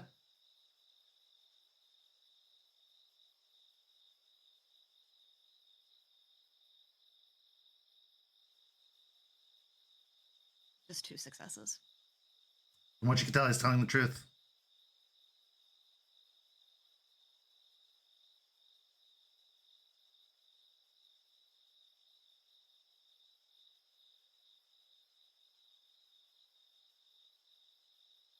she's starting to get like more agitated now with the conversation and is visibly just avoiding looking at him. She's fidgeting more and just fumbling with her sleeves, trying to distract herself from how uncomfortable she's getting with what he's telling her. For the longest time, I prided myself on being untouchable. I have become more vulnerable than I've ever been over these past few months.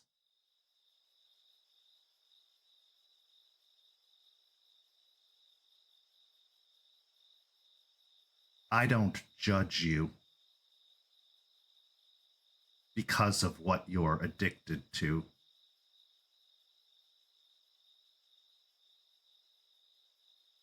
Juniper is addicted to rage. Forged is addicted to disobedience.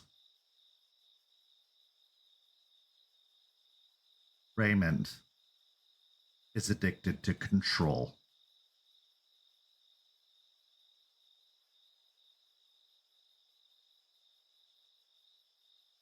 We all have our burdens.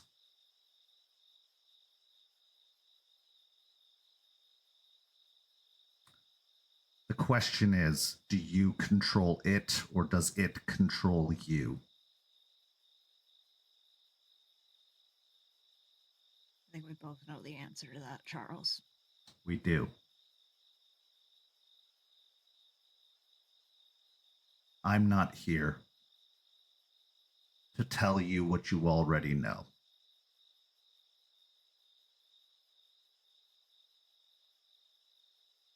I'm here to tell you you will never be as great as you could be if you continue to be controlled.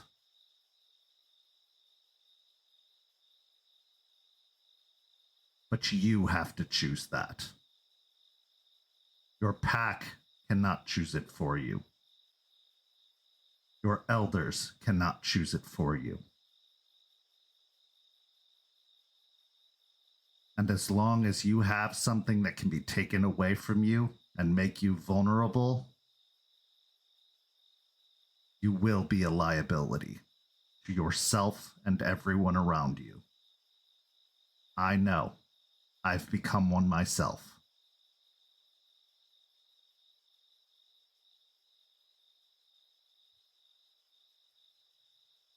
She's staring down at the ground, just visibly glaring at it. Her shoulders are hunched. She's just trying to hide her face as much as she can with her hair and everything. Not enjoying the lecture one bit, but still hearing it and taking it in. She'll clear her throat and just look around the field. I will leave it with this, and we will move on, for there's much to be done, and we can't dwell on this more. Love yourself enough to let others love you and take care of you.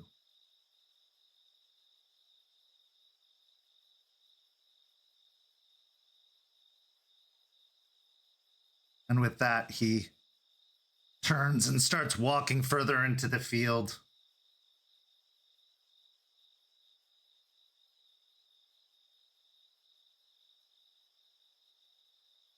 She'll rub her nose with her sleeve and the corner of her eye too, and follow him silently as she activates her penumbral senses and just casually asks, So where's the main hive so I can check it out? He just continues walking forward as you fall into step behind him. Eventually, you reach a point in the field where it looks like a lot of the higher grown grass has been cleared out. You also see several burnt sections of grass, different patches throughout the field in this small, probably 100-yard radius from the point that you reach. With your penumbral senses active, looking to the other side, the damage on this side is minimal compared to the damage on the other side. The ground itself, especially at the center, is rotten. Fortunately, it looks like the rot has ceased its spread. It doesn't look like it's continuing to grow outwards or spread outwards, but the ground beneath your feet is brown and black and pitted. You can see holes in the ground where clearly creatures had been dug up or emerged, leaving patches of dirt behind. You also see piles of ash, as well as occasionally burnt bones within piles of the ash, broken bits of bone.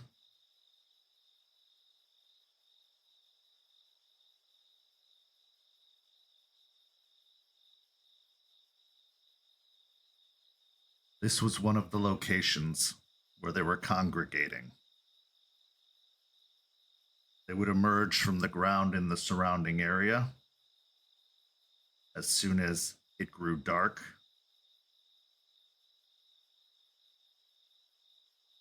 Occasionally, they would venture towards civilization. But more often than not, they were here, waiting. The corruption seems to stop once they're taken out, but there's a lot of ash and bone. Is it changing them to leeches before they shift into zombies? No, at least not as far as we can tell. They are infected and seem to show the signs of infection as the others do. It happens quicker, more rapidly because of the injection into the bloodstream. It can find its way to the brain and to the heart faster to be dispersed throughout the body. This allows the deformations, the growths, to appear faster than one who is infected by the pollen.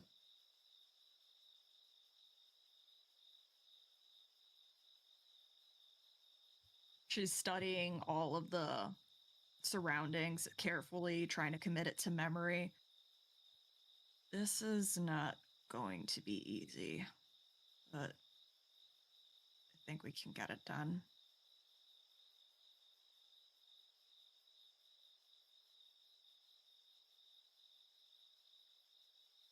Hopefully the wild spirits can fix all this. I believe it will recover in time as long as further inflammation and infection does not occur.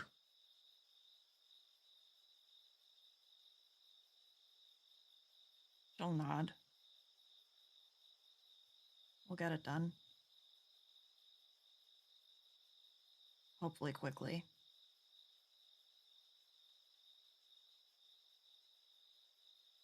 I would rather you do it right than do it expeditiously.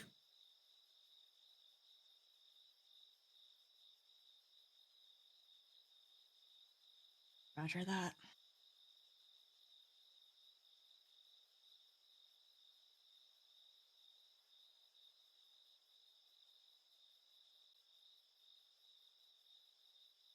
You are worthy of greatness.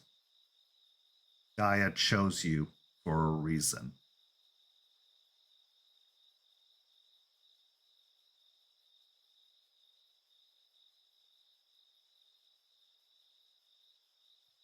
Hopefully she wasn't wrong. She wasn't. Don't let her faith in you go to waste.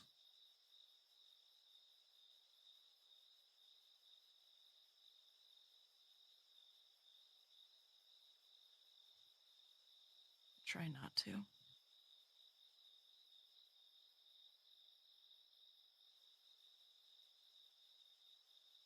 You spend another 20 or 30 minutes examining the scene. Charles even stops to take out a glass jar and scoop up some of the dirt and some of the ashes, which he caps off and hands to you.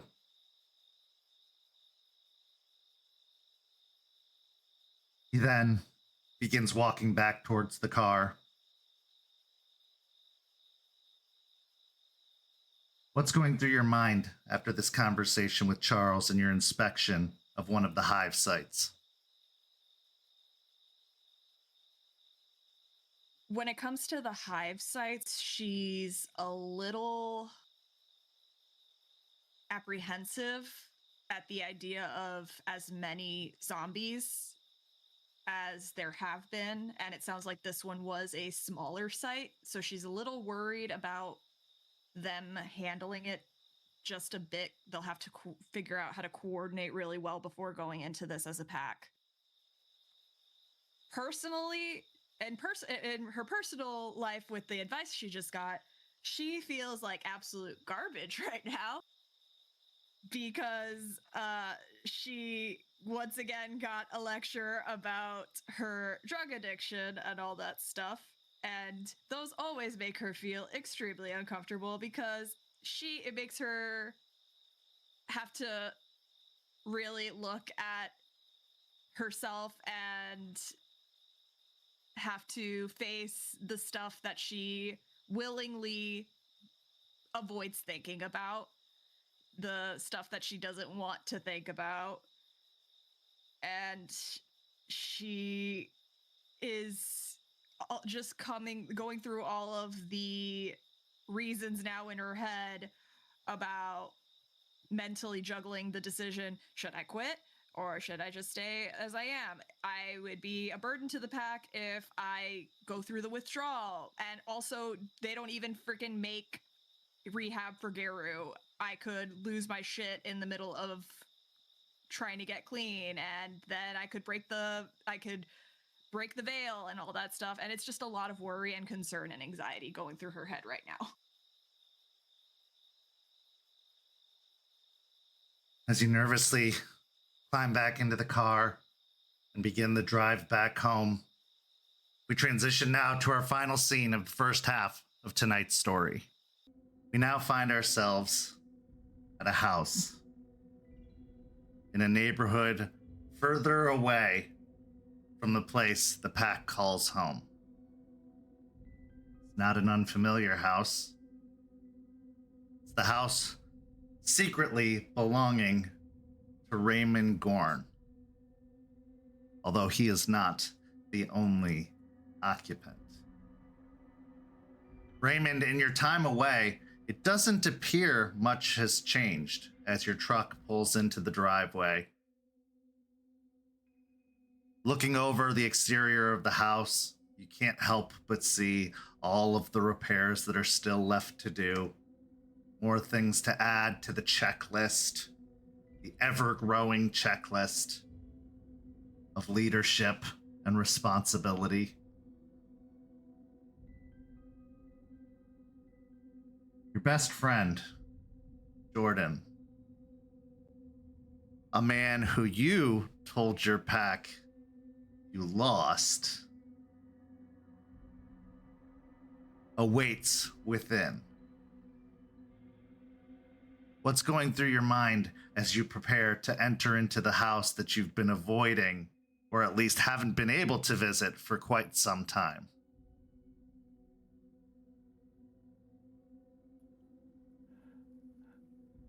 Coming back after being in hell, I wanted to come and see him and wanted to check up on him because I'm nervous. I don't think I've been away from him for that long in the year and a half we've been together since I deserted and got out of Germany. So I'm hoping everything's okay. I'm hoping he's all right is my main concern. And I just need to make sure everything's good. You take a steadying breath as you approach the front door, inserting the key, turning the lock. As you open the door to go inside, everything is dark, except for the ambient light coming from the sitting room, where you have often had conversations with Jordan before. At first, it is startlingly silent, which is extremely off-putting. But after a moment or so, you hear the noise that often sends chills down your spine and causes knots of guilt and regret in your gut.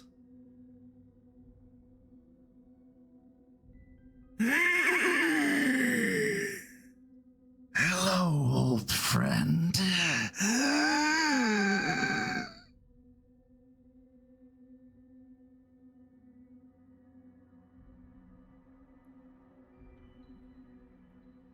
Hearing the wheezing takes me a second to get used to it again, but it creates that knot, but I also feel a little sense of relief because I didn't see him at first, so I was a little scared, but knowing he's still here is a little bit of a comfort.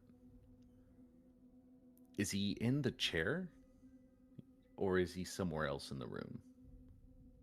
As you look to the chair that he's often found seated in, you see the blanket draped over the chair, but there's no Jordan. You walk further into the room, following the sound of the raspy breathing, and that's where you find him, standing by the window, staring out through the curtains. He turns an almost rigid and creaky motion to look at you. How was your trip?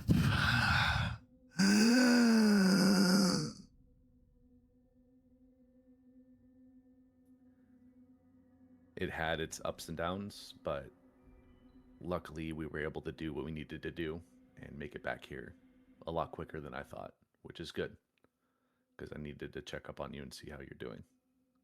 I brought some more food. I brought some sandwiches. Hopefully that's a little bit more clean than the last few meals I brought you.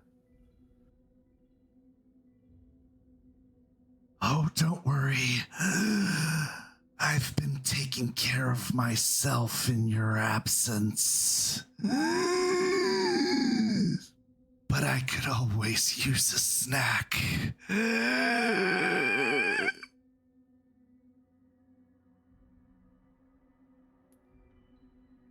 I'll walk over to whatever counter or table or whatever is there and pull out a container that has like 3 or 4 sandwiches made. Roll me a wits and awareness. What rage am I at?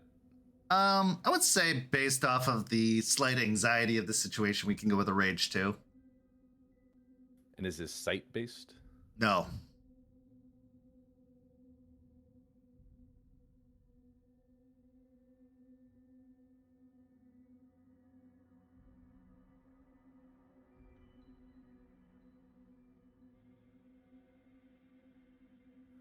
3 successes.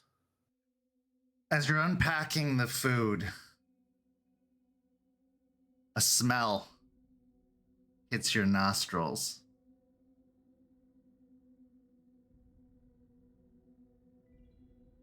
It's subtle at first, but it grows more and more.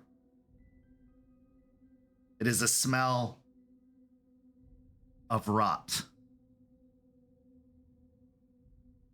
And not the usual smell, the unwashed smell that Jordan emanates. No, this is a rotten meat stench. Following the source of the smell with your eyes, you look towards a closet in the hallway leading towards the front door.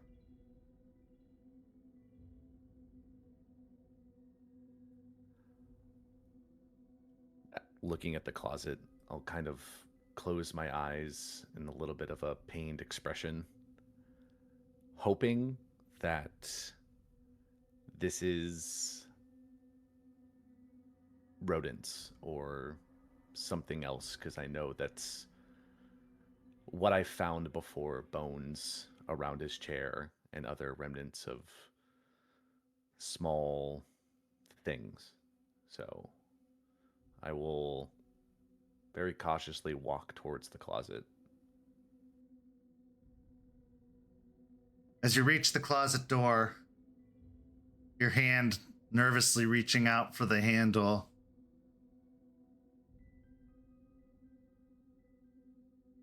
you grip the handle and turn. And as you pull the door open and the ambient light floods the closet, the first thing you see are shoes attached to legs.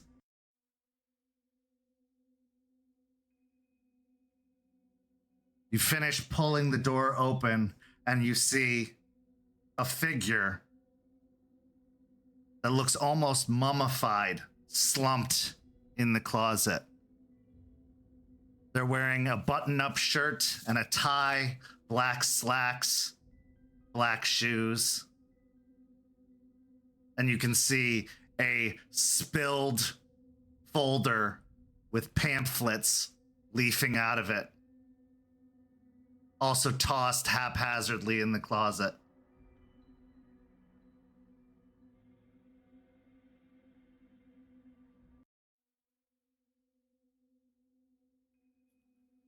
Staring at this mummified corpse and taking it in for what I found,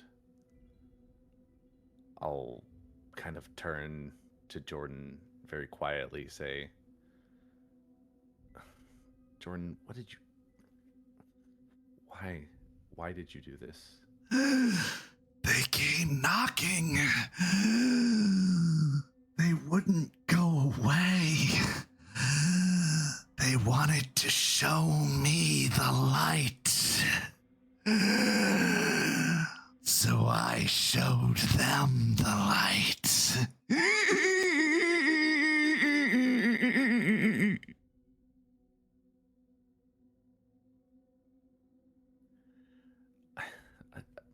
I thought I told you not to open the door when I'm not here. This is not okay. You can't do this. But I was so hungry, and you were gone. Who was going to help me?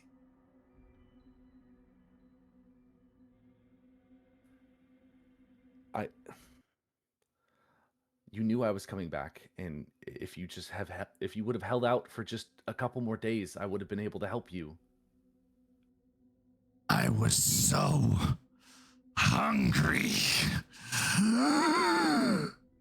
You were gone so long. I made sure to leave food for you before I left. I made sure to make sure that you had something. This is not something that you needed to do.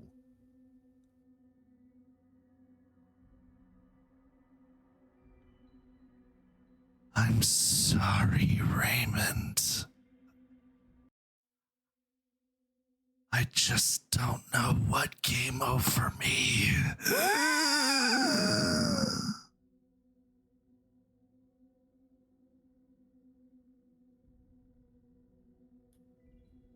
Seeing him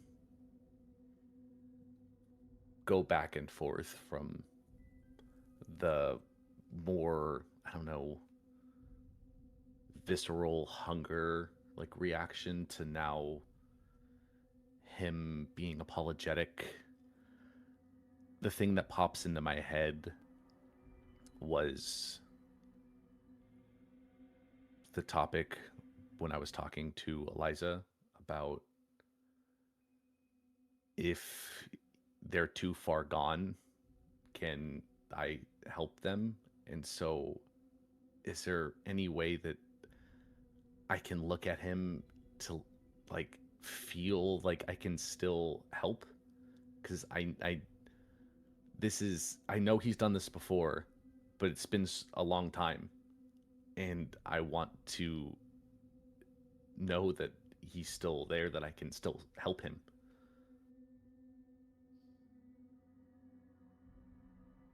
Roll me a wits and insight.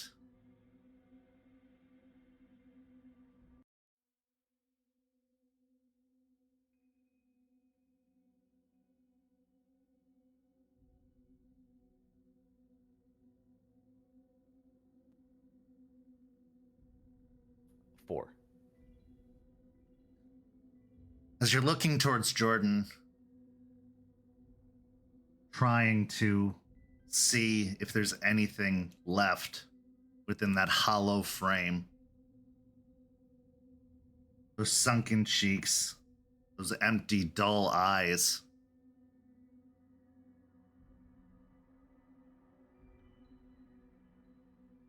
you see a little bit of color return to his eyes. You see his otherwise dry exterior, his empty expression crack. I'm so sorry. And you see him kind of slowly push his back to the wall and start to slide down, huddling behind his knees.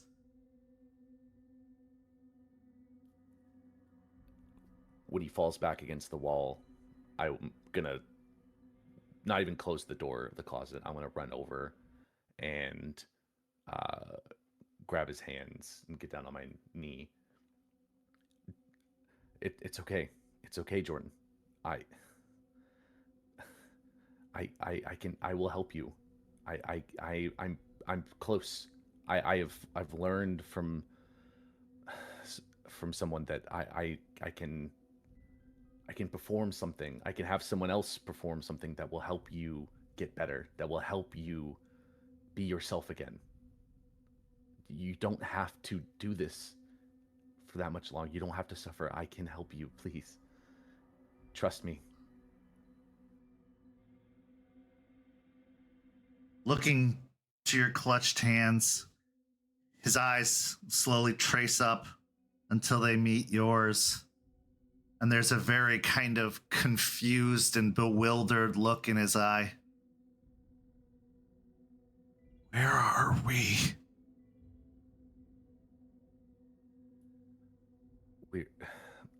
We're in a we're down in Florida. You're in a house that I bought. I'm trying to help you, and I have to keep you hidden. So you're staying here for now.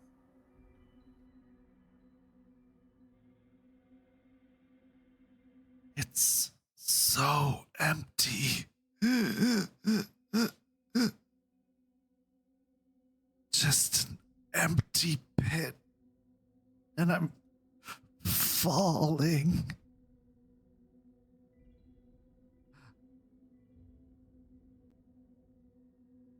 I'm falling, Raymond.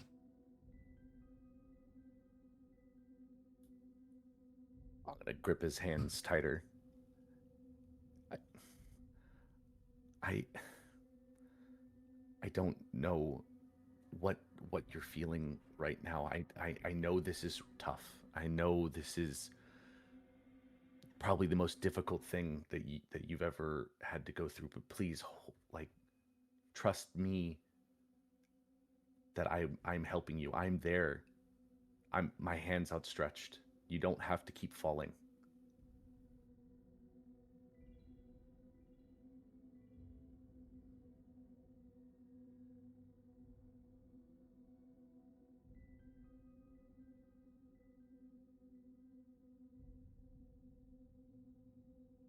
Let me go.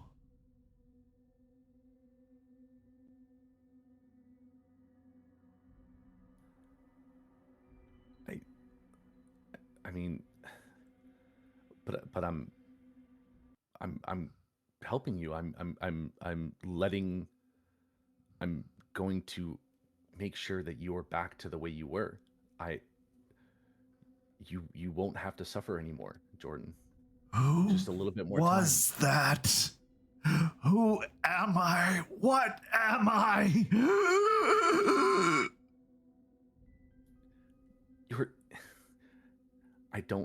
I don't truly know what it is, but you're still you. Please, just trust that you're still you, and trust me that I'm here for you. Please, you're still my friend. You're still there. At this point, dry tears, which seems like a confliction, starts to roll down his cheek, his cracked, dry skin. He squeezes his eyes closed as he tries to hold your hands tight. He winces and his head ticks to the side a little bit.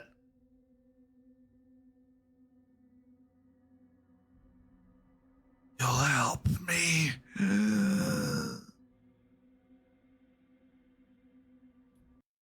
In every way I can, I am going to help you. I will do everything I can.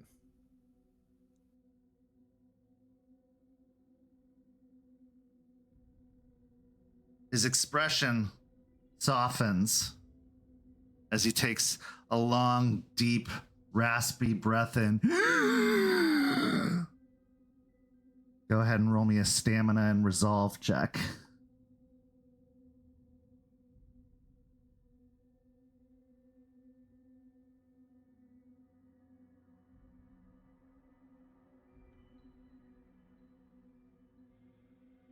Three successes. Okay. Go ahead and take a point of superficial physical and willpower damage as you feel the drain start to pull from your hands. You feel your hands start to tingle and grow numb. But with that feeling, you're able to, if you want, break away without losing any more.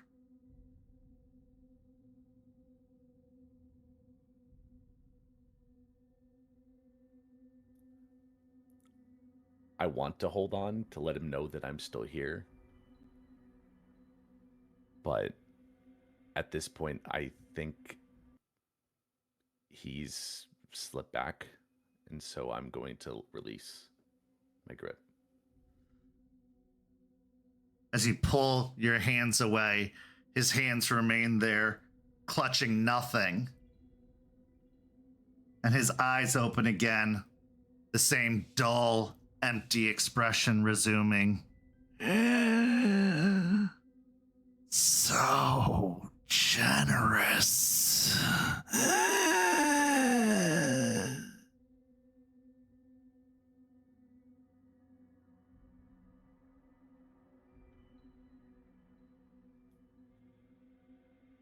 I know that that helps you, but I also don't know if it hurts you. And I need to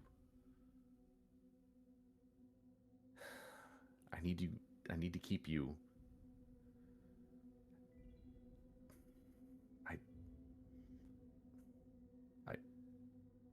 I'll stumble over my words and just kind of trail off.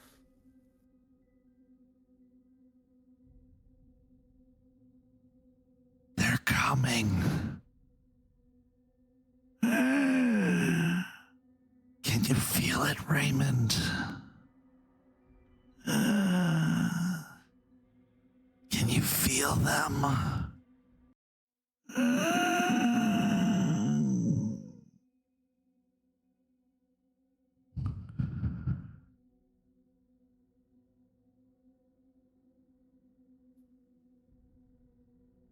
No. Who's coming exactly?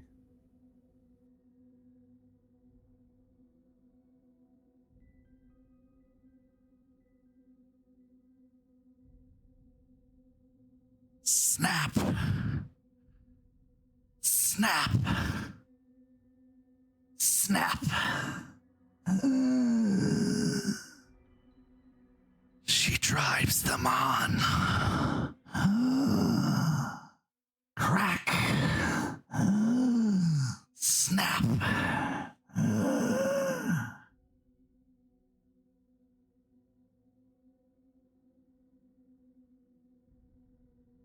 They're coming.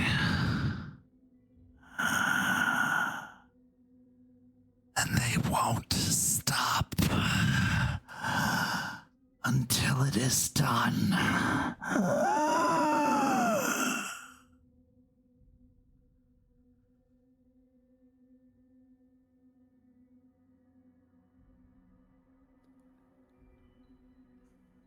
I'll just listen and take in what he just said, because I don't fully understand at this moment what he's meaning, what this means. So after kneeling for a little bit longer there, I'll stand up and kind of take a few steps back and glance at the closet door and back at Jordan.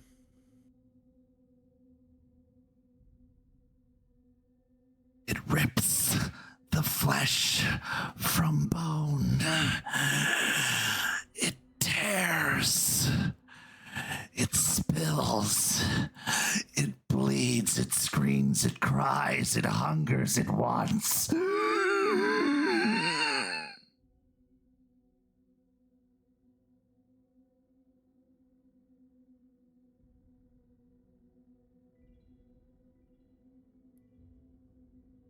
I don't understand what cries, what hungers. What are you talking about, Jordan?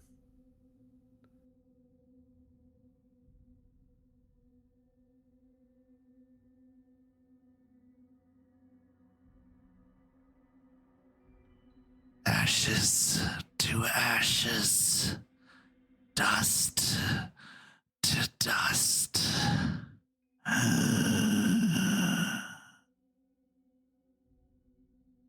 They're coming.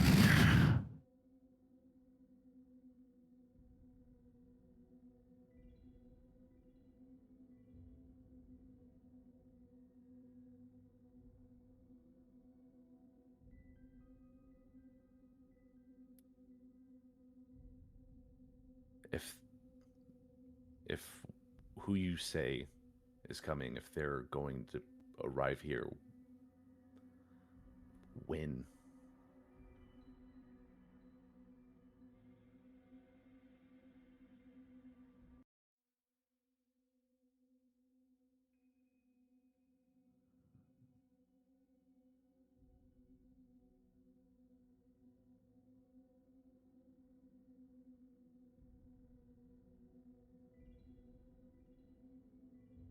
When Humpty Dumpty falls off the wall. Because Because all of the king's horses and all of the king's men can't put the kingdom together again.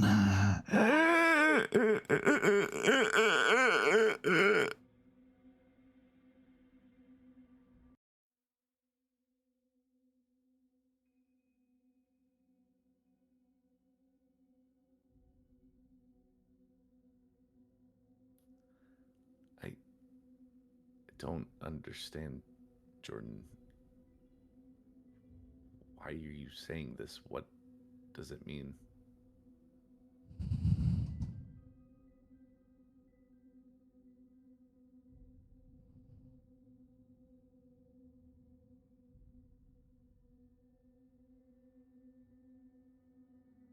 Hell has emptied, and all the demons are here.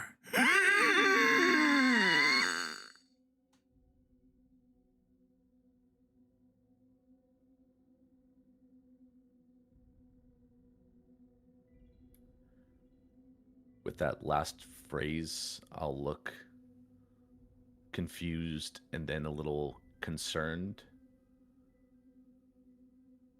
because that's a little too on the nose.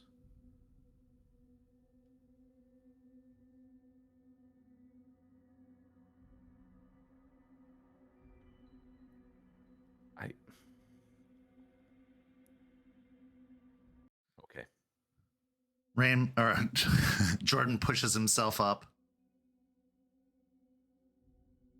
and hobbles over towards the chair, slouching down into it before thrusting a hand out towards the sandwiches and just grabbing it in a squeezed grip.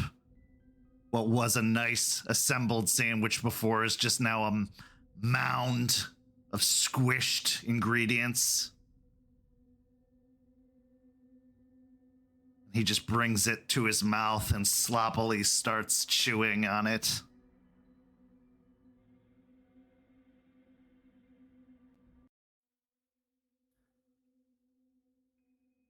As he's eating, and I'm mulling over the words that he said and trying to figure out what he meant, but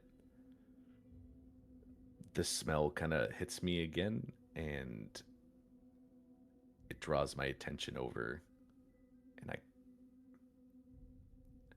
I need to take care of that. And so I'm going to try and dispose of the body. You go into the closet again, and you reach down to grab the body to start to pull it out of the closet. And as your hands grab the torso, suddenly they reach out and grab your arm. Help me! Help me! Their grip is very weak, very frail, but they are clawing at your arms. You see their eyes have sprung open, and their eyes are yellowed. Their teeth are brown and stained and as if they're rotting out of their head. Their hair has mostly fallen out, but there are a few patches and strands still clinging to the scalp.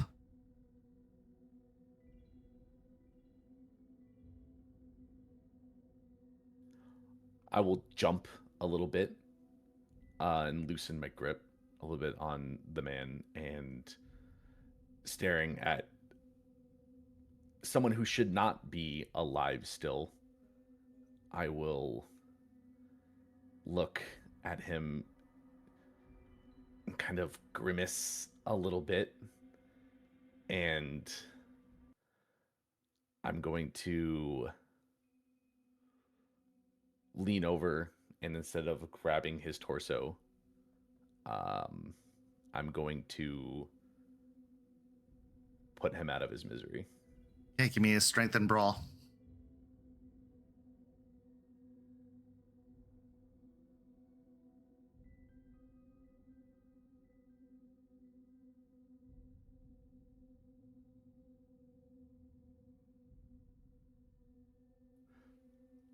That's a brutal.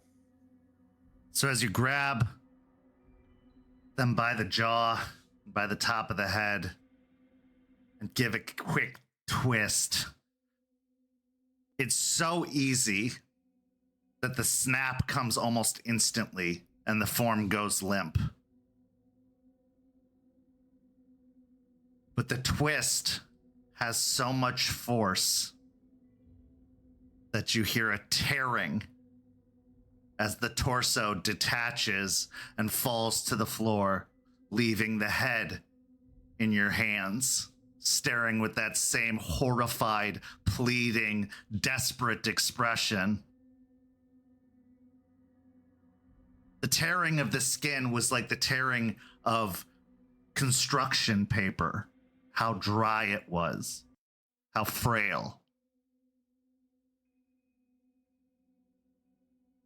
In the living room, you just hear, I was saving that.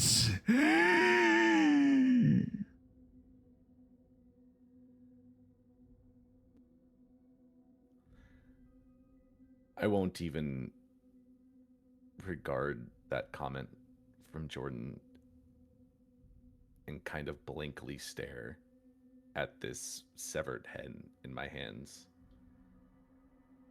And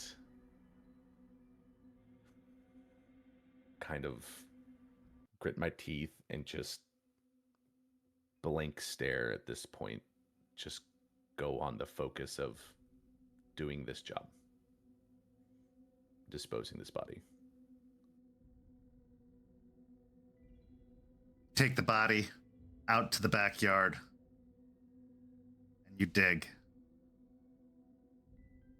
You don't know how long you spend digging as the night passes on. But once you've got a hole that you feel is thorough and deep, you take the remains that you've wrapped up in a tarp and you drop them into the hole, dropping them down into the darkness.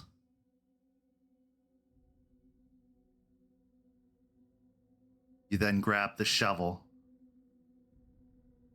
and begin pouring piles of dirt atop it. Shk. Shk. Shk. Even after the body is buried, even as you go to leave the house, the early morning hours causing the sun to illuminate the scene of the crime, in your head, you can't help but continue to hear shk, shk, shk. And this is where we go to break. We'll be back in just a few minutes with the second half of tonight's story. St. Petersburg by Night is brought to you through collaborations with our partnered vendors, Chromatic Creations US, Panchi Artista, Ember Fox Dice, Devlin the Bard, Champs Tramps, and Hal and Hop Tea. Links to our partnered vendors, as well as our Twitch and YouTube channels, can be found on our website, stpetebynight.com. You can follow St. Pete by Night on all socials with the hashtag St. Pete by Night. If you wish to support our program, you can do so at ko-fi.com/St. Pete by Night to help keep the stories rolling. As we return from break, we find the pack assembled at the cairn. While it has been anywhere between 80 and 90 degrees out most days, fall has begun. There's a light breeze in the air. The storm season is upon us. Hurricanes threaten the east coast of Florida, and there is supposed to be storms headed this way soon. But for now, everything is calm. Everything is still. The cairn, ever since its opening, has been temperate despite the heat outside of its borders.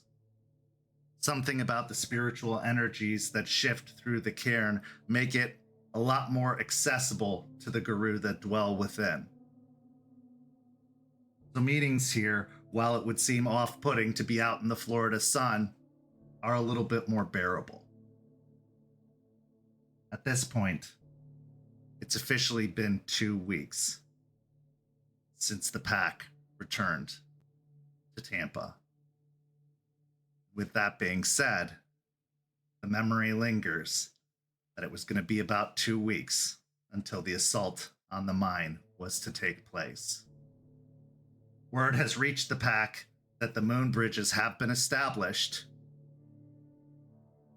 and now the remainder of the Hellsept are headed up to Tilden Mine to join the advance scouts to ready themselves to attack. So as everyone gathers within the cairn, the grass beneath your feet, the trees providing a nice shade around, everyone go ahead and describe how you appear at this meeting. Let's start with Delphine and work down the line. Oh boy. Well, after having been back 2 weeks and exclusively staying at the Sept for the past 2 weeks, Delphine has looked better. She is basically she looks more homeless than anything. She hasn't been her hair is really messy. Her clothes have a little bit of dirt on it since she's been mainly sleeping outside in nature. And she does look a lot less twitchy than the last time everyone saw her. She looks a little bit more focused. She looks a little bit more put together than she did last time. She's not as sulky and aggressive, but she's definitely not the most hygienic she's been since they've gotten back.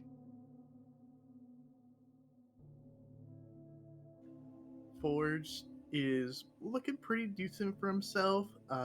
Seemingly taking a little bit more care of himself. He's right now wearing a skin tight like workout t-shirt, kind of show off his bod, feeling kind of good. Wearing just some basic shorts. He is trying to hide the stress he's feeling and the pain by just trying to be, showing more confident, more like I'm a tough guy kind of persona. So he's holding his head up high, looking around with the cocky grin, just being his standard self.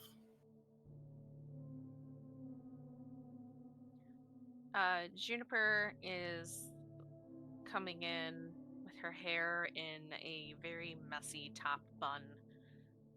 She is wearing a white shirt with a black flamingo on it and an interesting symbol, and is also wearing some khaki pants and her hiking boots.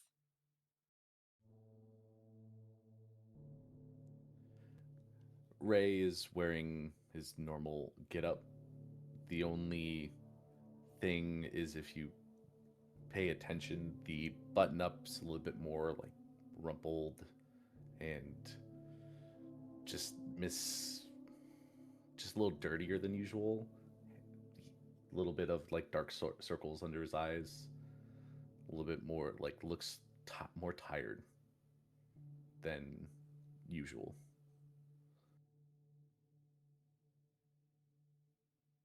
So as everyone has gathered together, some of you arrived together. Juniper, Forged, Raymond. You all approach the hand-carved table that is used for meetings, and the scene is yours.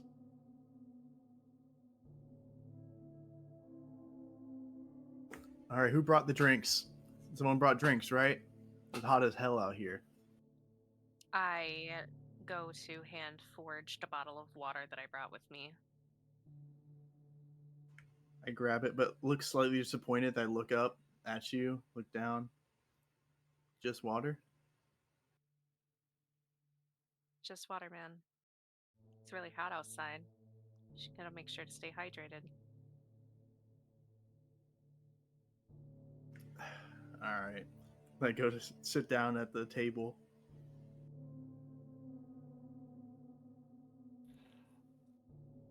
I'll also head over to the table. Under my arm, I have all the files and the map that we had been given from Charles. Spent a lot of time going through and looking over everything that was given. And taking a seat, I'll place it down in front of me with my notebook next to it as well.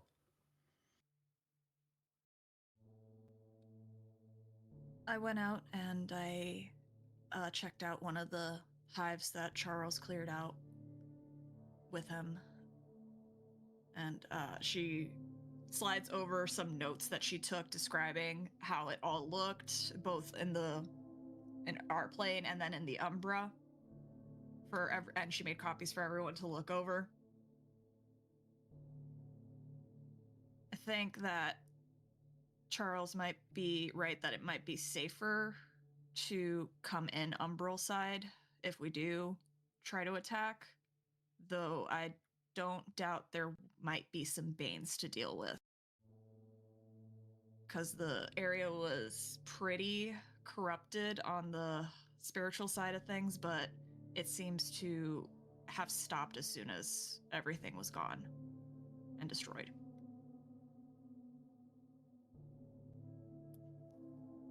That's good to know, but I mean, going forward, when we're dealing with this, we're not going to an area that is fully cleared out.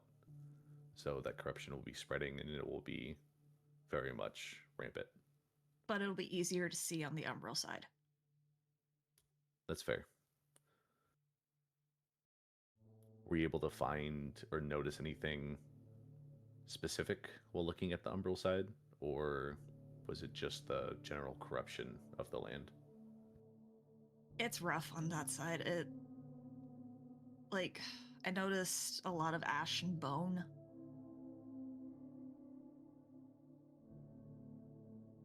And for a minute I thought that they were turning, it was turning them into vampires before they turned to zombies, but Charles doesn't seem to think that that's the case, so I have zero clue as to why it's, I don't know, maybe they're burning. I didn't think to ask Charles if he was just burning the corpses. So that probably might be the case, but it's pretty early stages of gather. I'd be able to spot it if we were looking around. Raymond, thinking back to the dossiers and the discussion you'd had with Charles, he said that they needed to burn every last remnant of the infected, or else they would eventually grow back or reform with another infected entity. So it is very feasible that he had burned the bodies or burned whatever remnants there were, as they needed to be completely destroyed in order to get rid of them to make sure they didn't reform.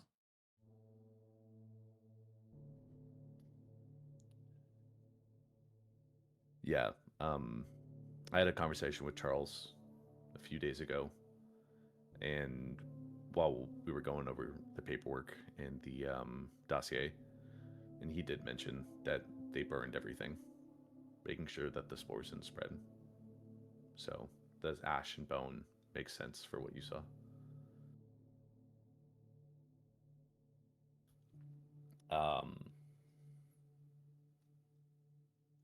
I wouldn't be surprised.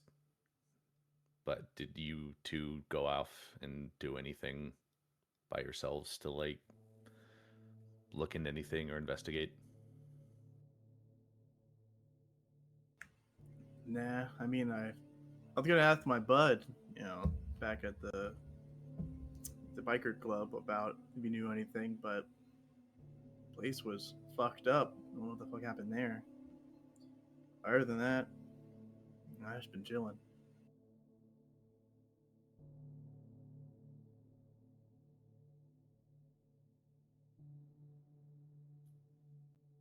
Juniper, did you go out and do anything?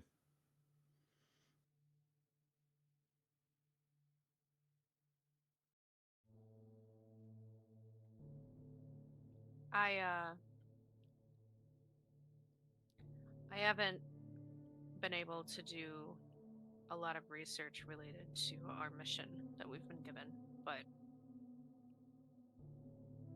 I have been doing a lot of work, just of a personal nature. That's fair. I just know last time we were planning a mission and going forward, some of us went off and did our own thing, so wouldn't have been surprised. But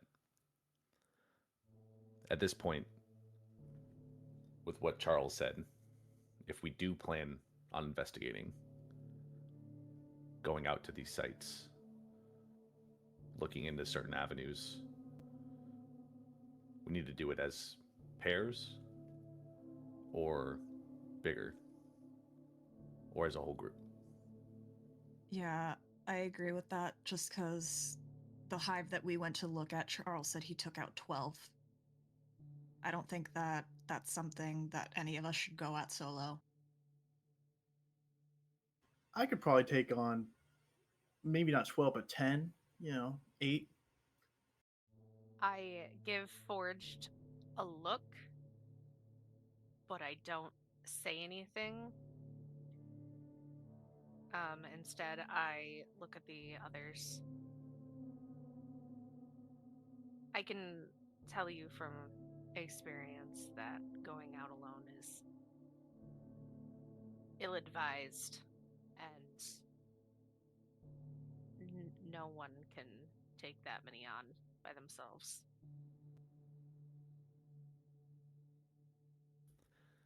Yeah. If we're looking at hives that have already been taken care of, a pair going would probably be okay. If there's a few remnants there, others have moved back in, 2 might be able to take care of it. But if we go to anywhere where it's an active hive, or we go to investigate some of the more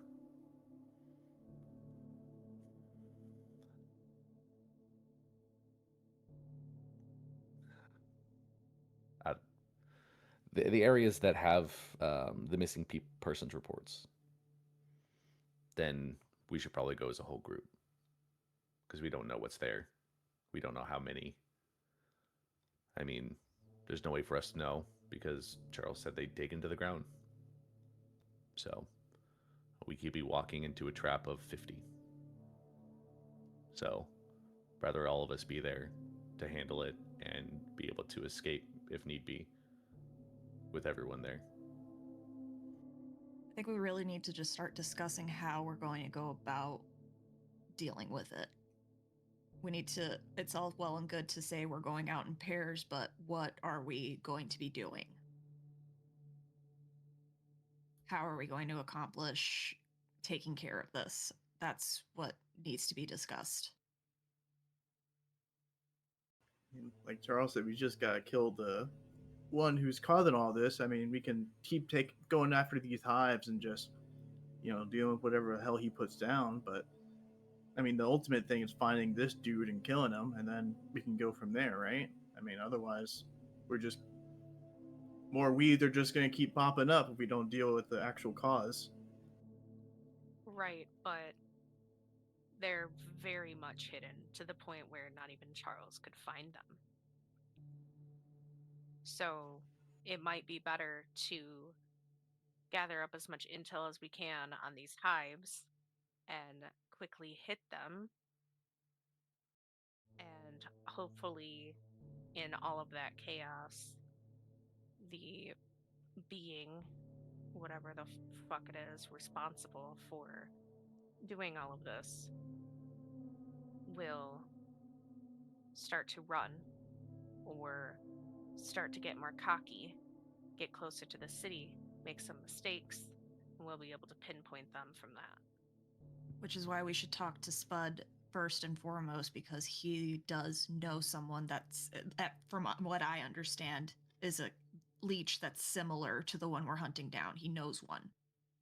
If we can get some information, hell, if we could even talk to that leech.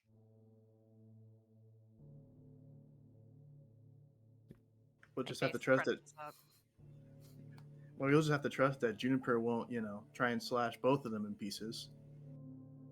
Well, Spud has been, as Charles said, Spud's an ally, and I don't think we should be destroying his friends and potentially pissing him off. We've gotten leave to speak to Spud about this stuff. My scrunched up face turns into a deeper frown, but I don't argue.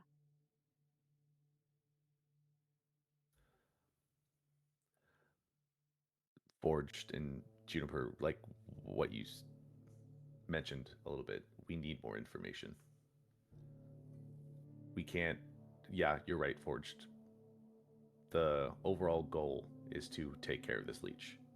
Just to kill them, get rid of them, stop them from producing more of these things. But, like Juniper said, this thing's well hidden. So, we need to take this step by step, be careful about it. And we can't just go barrel into known locations or unknown locations without first doing a little bit of reconnaissance. But speaking of that, to an extent, going over this dossier and the map, I was able to form a connection to these killings. It's small, but when Charles mentioned before, they weren't able to find any real connection with these missing persons. But I was able to find out that most of these missing persons are related to animals. They're farmers, pet owners, vet techs. A couple of them even work at a big box pet store. So this leech is either holding on to the instinct of what Charles said of this being like more of that animalistic leech, or the spores aren't fully eroding their minds like we saw before with those people that just had their minds completely consumed by them, and it's specifically targeting these people. It's still sentient to an extent. So, I mean, I guess if it's related to animals, I guess the question is he going specifically after the animals, or is he going after people who have the animals? I mean, I guess we could look up, if we go out there to look up online, probably someone on Reddit or whatever mentions something about their animals going missing, or a bunch of animals start going missing. I imagine farmers are going to start getting pretty pissed off and make some sort of noise about it.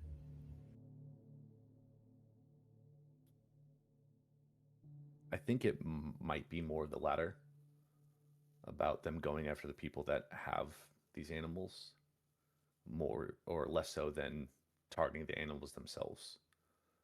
That's a missing link that I don't fully know yet. And that's something that we can look into if we go and investigate some of these missing persons reports.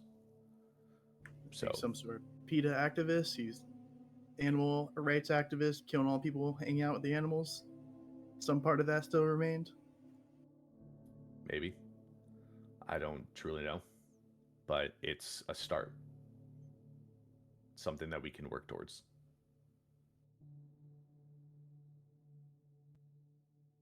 How we're gonna work towards that? What's the plan there? We're gonna all turn to the wolves, start running around, or we're gonna talk to anyone with an animal?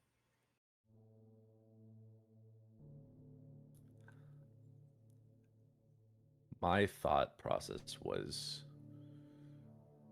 we have the map of the missing persons and the hives. we have somewhat of a connection between these to some extent.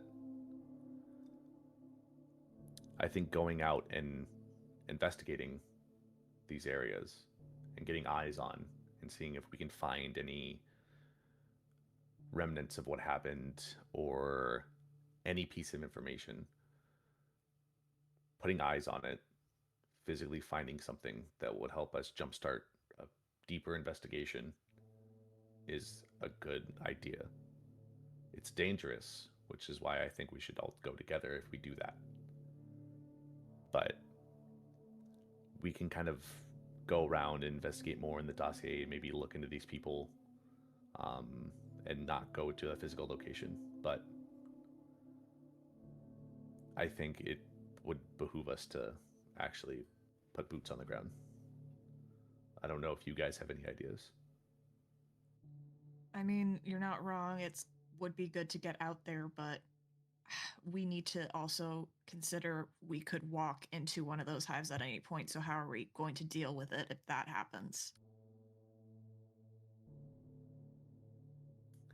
And that's why I said it would be dangerous, because we don't fully know what we're going into. I mean, we have the locations of the hives that Charles took out. You went to one, but we can go to others, see what we can find, see if you notice any repeating regularities in these locations. That will help us maybe understand a little bit more on the Umbra side. See maybe what's different here or there, what's the same. And then we can also look a little bit more on our side and see what we can find other than ashes and bones. Maybe we can find something more. Part of our preparations also have to include getting resources ready to deal with them. I think if we're going into these areas, I think we should also have some form of plans for combat, as it were. I mean, it sounds simple enough to me. You mentioned they gotta burn them and also use silver or no iron. I don't know why I said silver. Sorry, I'm thinking about myself too much. The iron weapon. I mean, Juniper can hold an axe. Give Juniper one of those iron weapons to hold on to just in case we come across the motherfucker. Then we just carry something to light a fire quickly. I mean, it's middle of nowhere. A random bonfire is probably not going to make anyone too pissed. But we also have to think about the spores. We can get infected too. We don't want to get overwhelmed. We don't want to get surrounded. We don't want to be taking too many on at once and putting ourselves at risk. Because, like Charles said, the process for dealing with that is not something we would want to go through, and it almost killed Jace. Hold on. Haven't there been moments where, yeah, there's been times where we were being watched by the others in the septs from the Umbra, and they were like completely undetectable until they just appeared.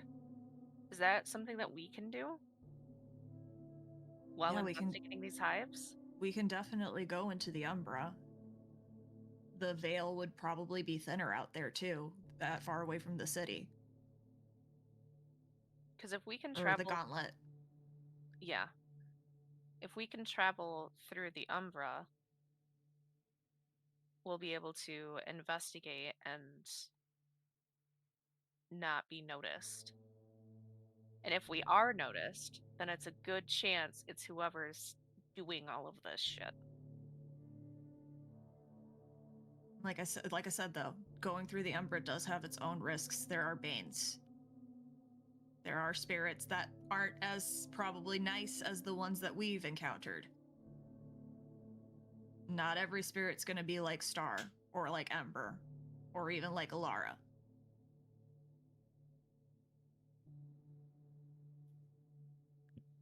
That's true, also Fenris. Well, I mean, Fenris shows up whether or not we're in the Umbra. Do we really want Fenris showing up while we're in the middle of trying to do something serious? He's gonna show up. If he was gonna show up, he's gonna show up regardless of where we're at.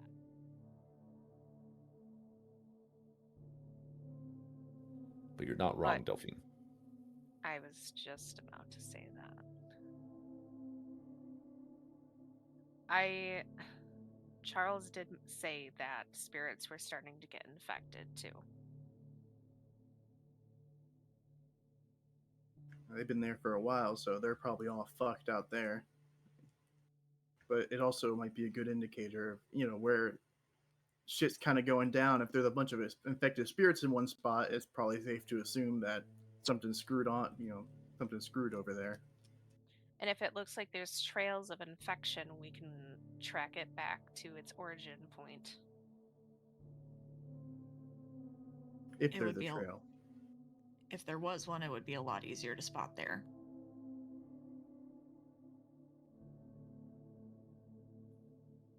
In that vein, like you said, if we do this, and we do need to be prepared, this is just the beginnings of plans. If we plan on going through the Umbra, and that's our main way of investigating, is just going into the Umbra, then we can talk to Eliza, see if she has anything that will help us deal with these Banes if we run across them. If we go onto our side and investigate the physical world, we can, maybe Charles will be able to give us a few extra weapons, so we'll be a little bit more stocked up. Didn't he say he only had like one to give us? One iron weapon he was going to spare us? I'm not talking about iron weapons, I'm talking about regular weapons, because the iron weapon is specifically, he mentioned that it's a one-time use. We could also just make some Molotov cocktails. God knows there's enough beer bottles in the house. Yeah. And a fire cleanses everything, as well as destroys it. So Even us, though, that's the problem. I don't. Well, you're not I mean, I supposed trust. to throw it on yourself. Yeah, but I think I trust half of us to throw a Molotov cocktail. I don't know about some of us here in our aim. I'm not gonna throw a Molotov cocktail. That leaves one of them out. Who was the other person here? There's just a wide smile on Forge's face as he does not say anything. Mm-hmm. Anyway, I think we need to get an order of operations, though. Preparations for what we need to do before we even go out there. Things that we need to accomplish while we're out there. Resources we need to gather. We need a shopping list. Okay. All right. Well, let's start from the beginning. First things first. Before we go out and investigate the hives, we should probably look a bit deeper into missing persons and everything. Possibly check out the local shelters, see if there's been an influx of missing pets or anything. Even help wanted ads for local vet offices, things like that. That way we can get a trail. After that, or at the same time, probably ask Charles what supplies we can get, what weapons they can spare, things like that. It would probably also be a good idea to have some combat training sessions with Charles. That way we can prepare ourselves for how these things fight in the hives, since he has a lot of experience with them. We're gonna end up on another fucking boat by the end of this, man. but this time it'll be a boat that we placed ourselves. Charles wouldn't have shoved us in there. I also think we didn't do too bad on the boat. I mean, no, not all of us did bad. All right, so shopping list, looking into missing persons and missing pets and wanted ads in vet clinics, animal shelters, what have you. She'll look at to Ray. Did you want to come with me to speak to Spud? I haven't met him yet. I would honestly like to see what he's like and any useful information he might have. Having multiple ears hear what he has to say would be useful to help distribute the information. He might be cagey about us asking specifically for leech information, but I think if we let him know that it's to take out something that could potentially harm him, might loosen it up a little bit. Wait, can I go too? You want to see Spud again?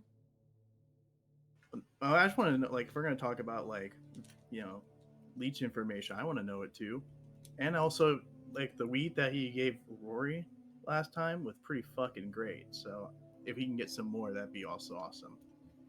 It's a family recipe. Oh, even more important that I go then, because otherwise I can't get anywhere else. Well, clearly we have our priorities straight here. I'm thinking about what pack morale. That's the word I'm looking for. I'm thinking about how to keep our spirits up. Elijah does it all the time, but when I want to get engaged in that, everyone gets a little upset.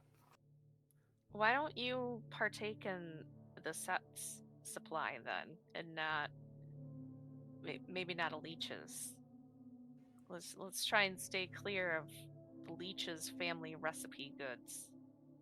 I mean, have you tried it? It's pretty good. Don't get me wrong, Eliza can grow some good shit, but that's I've had something like that before. It's not right. It is not natural.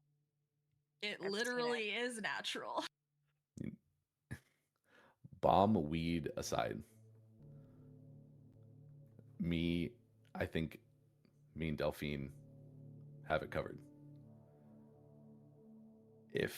Because I need you to be with Juniper if any investigation happens. If any. So if there's not, I'm good to go. Forged. Remember, we're doing this all in pairs. It's if you come with us and something happens, even if whatever we're doing is not dangerous, we still need to stay in pairs. Ideally, it would be smart too if the pairs had someone who can see into the Umbra. 2 of us can do that.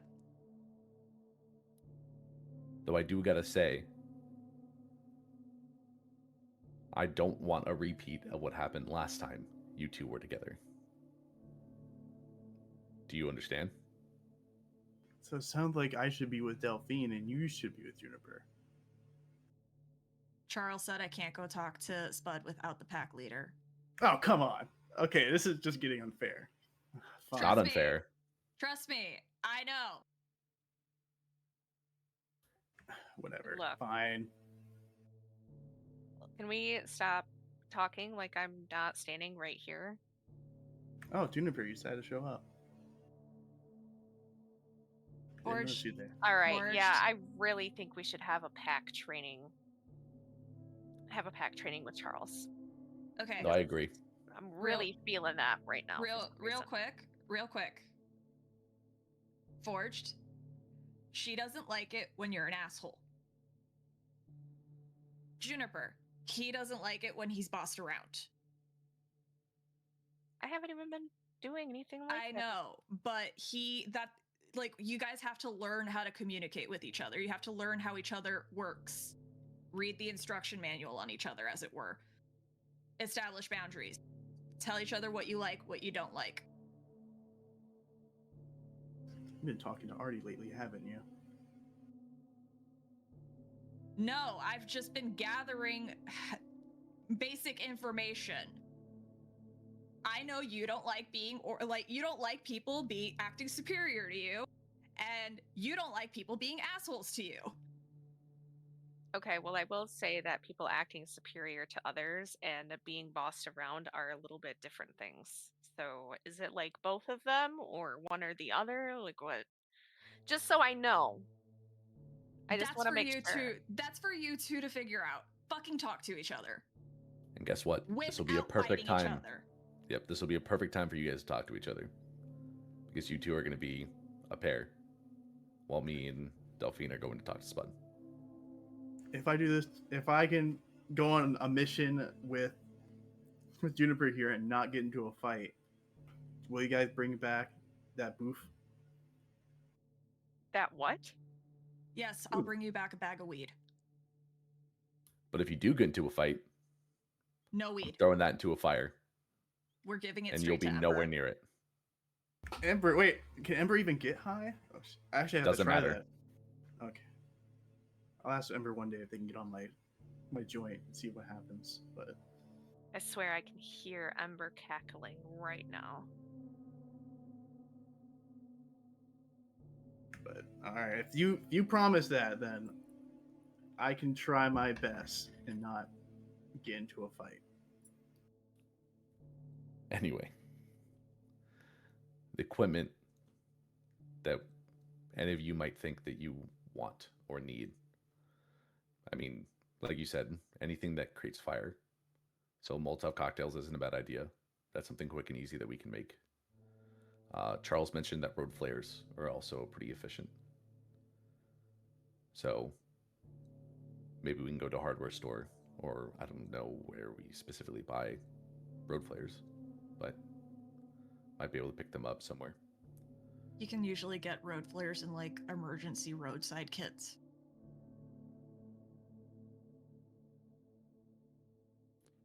Okay. And I don't know if any of you want weapons or anything, or just going in fists and teeth, you know. I mean, I was also going to say that Juniper did have a good idea last time with the mole vibration thing. If we are getting chased down, it could distract them. If they do function mainly on vibrations, I don't know. Oh, the Dune thing, yeah. We could definitely test that out.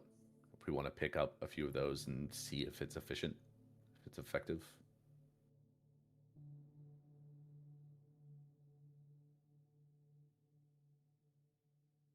But weapon-wise, I mean, I can tear anything up with my hands. I can, grow claws. So I don't think I really need much. But up in Michigan, I was allowed to shoot a big-ass hunting rifle. That shit was cool as hell. If I can have one of those, that'd be really cool. I actually, that's the first time I really shot a gun, but shit, it was pretty fun. Something else we might want to consider too is we need to learn how Stakes was able to always keep her close. I don't think it's going to be beneficial to any of us to go into this and then potentially get pulled over by the cops butt-ass naked on the way back. I'm sure the cops have seen it before. It is Florida after all, but it would be pretty convenient. We're 30K in the hole, so we might want to not destroy all the clothing we have. Because clothes cost money. That's also fair. Very fair point. Yeah, I already tried. Ray's clothes are too small for me anyway, so. But, I mean, I'm sure Eliza or one of them know what the hell that is. How the hell Dick's able to do that. Eliza for sure likely knows. I doubt that the Sept leadership is running around naked after shifting.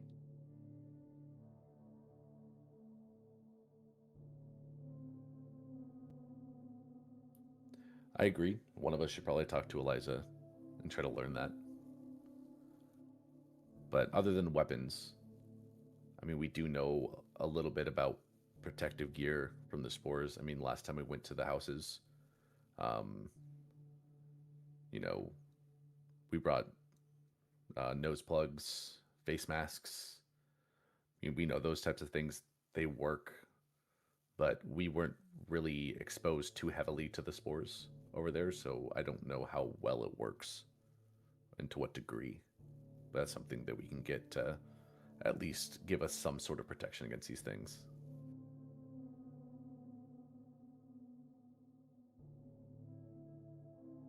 I mean, the only issue is though that if we start changing, then it's gonna probably immediately break. You know, even if it's something like smaller mask, if we turn into Glabro, we're gonna be screwed.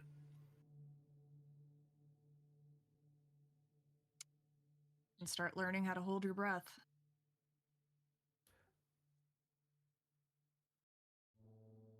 I have an interesting thought about us investigating these hives.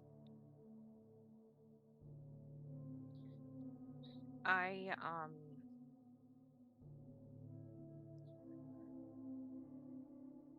before everything happened, I was going to school for environmental science, and something that I learned about is about fungi. And a lot of how they communicate is actually through chemicals and pheromones for various reasons. So something that we could do to remain inconspicuous if we go to investigate, say, during the day, when they would probably most likely be underground, is we can cover ourselves in a type of scent, like a perfume almost, that would mimic the chemicals that fungi would commonly put off. And so we would be able to blend in, and they would think that, well, ideally, they would think that we were one of their own. And so we wouldn't raise any alarms. I say it's worth trying, but potentially on a smaller hive if we find one first. 100% agree. Definitely something that we can try. It's not a bad idea at all. I think even if it does work, that would be amazing to allow us to investigate a little bit more freely, still cautiously, but we can go to areas that we would maybe be a little bit more hesitant to go to. It might be something worth bringing up to Spud. I know that he does a lot of different things He is really into nerd shit, yeah. and might be able to synthesize something. I did have, and she'll. Does Delphine still have the jar of dirt? Okay. She'll pull out the jar of dirt, because she's got a jar of dirt, and puts it on the table. I do have this from one of the hive sites. It's the dirt straight from there. Me and Ray could take it to Spud and see if Spud can do something with it. If he can synthesize something out of it, isolate it, whatever. We could take half of it to Spud and maybe give the other half to Eliza, see what she can figure out too. Because having two people try to crack this gives us more opportunities for success. So Yeah. Get the hippie approach and the nerd approach. Combine them together. And she's growing some pretty gnarly shrooms, so she might know something.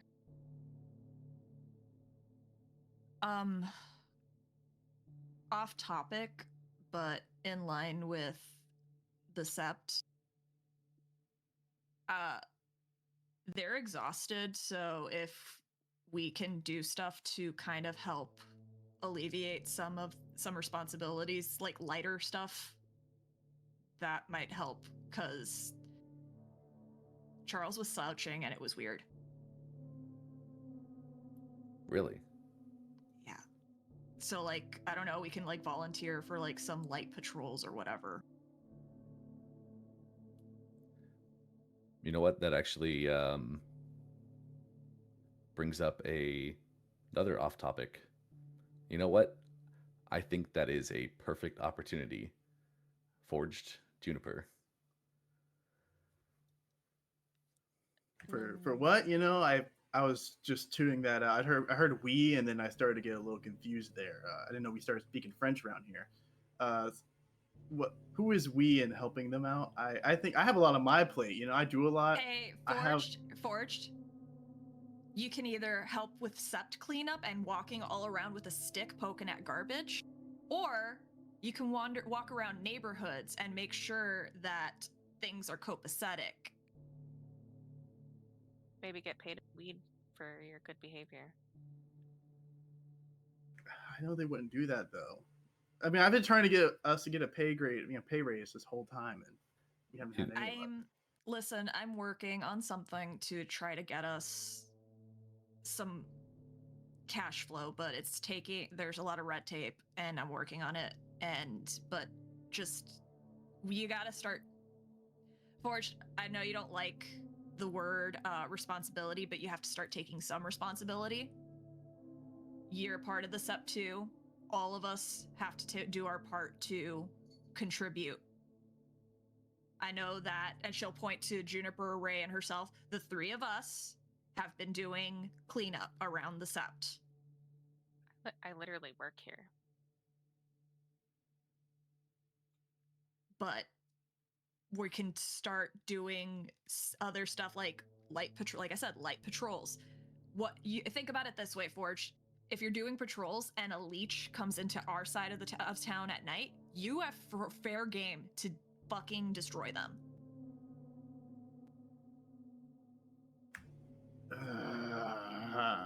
And that's just leeches. That's not even talking about whatever weird ass shit approaches us. Plus, you get a lot of information just walking around the streets and listening to people talk. Bonars like stories, don't they? They like to listen in on shit. How? Man, How about this? Okay, how about this? If y'all help me out with finding out what the hell happened to Damien and like what the fuck's going on with the bar, because I have no clue what the hell happened there. I'll start doing some patrols. You start doing that. Okay, all right. Yeah. Delphine just looks confused because she doesn't know who Damien is and she doesn't know what bar he's talking about. The biker club. Have you not been to the biker bar before? It's like not that far from here. What about me says biker chick? I mean, I'm not a biker chick, and I know about the bar. Anyway, Forged, I'm glad that you're wanting to take a little bit more responsibility, but this is not a polite ask for you to do this.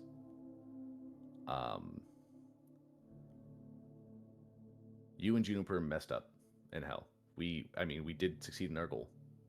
We did complete our mission, but you guys caused a big issue up there. And so this is going to be your punishment.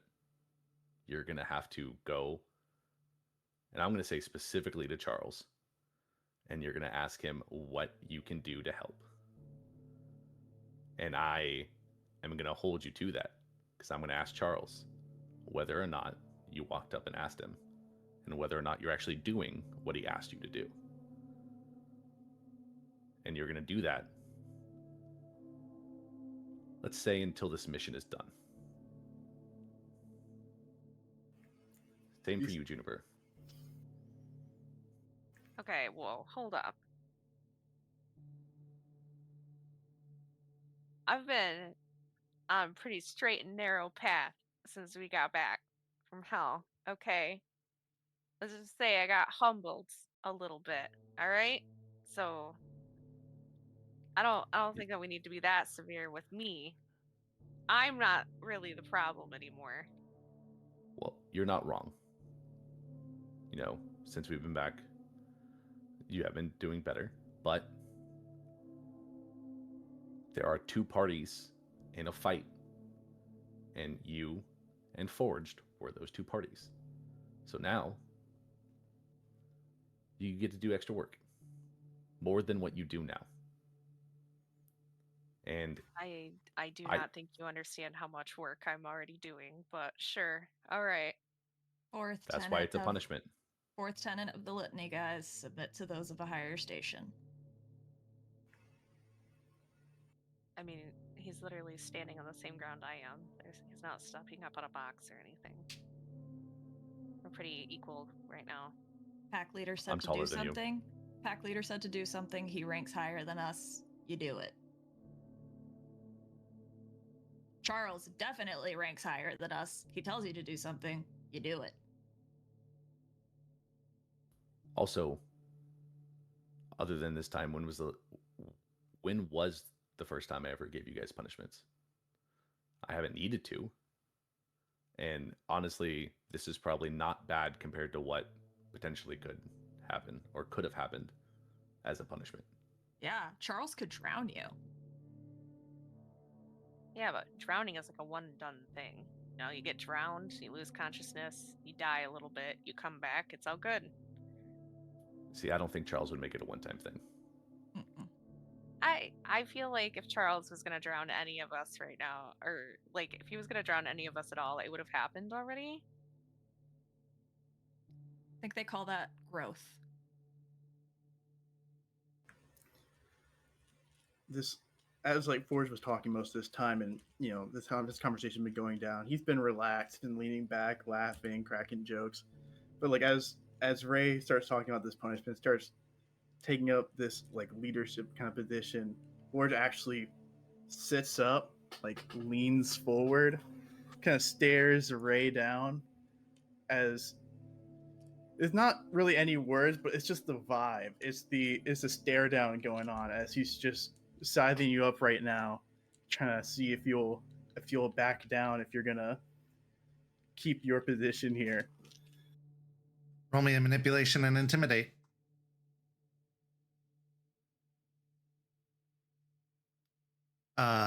Raymond, I'm you can assuming roll Ray's me. one.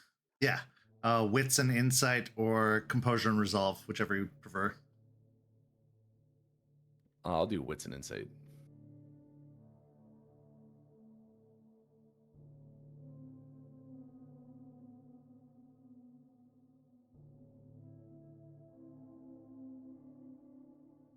You're fucked, Ray. I got one success. You're so cooked. I got 2. So while he is So puffing sad. himself up with a lot of bravado, it seems like a lot of that is kind of just hot air.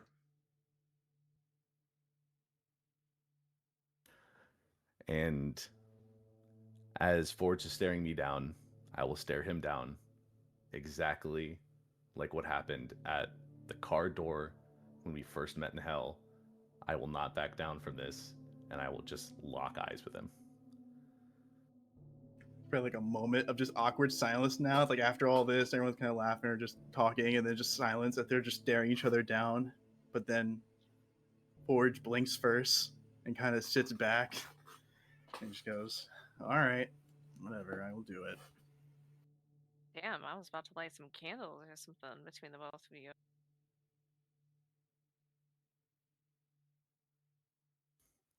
I didn't know you were. And I look over and then I think about the deal I made and I shut my mouth and I never mind. Moving on. All right. So, helping more with the sept. Shopping list. Assignments.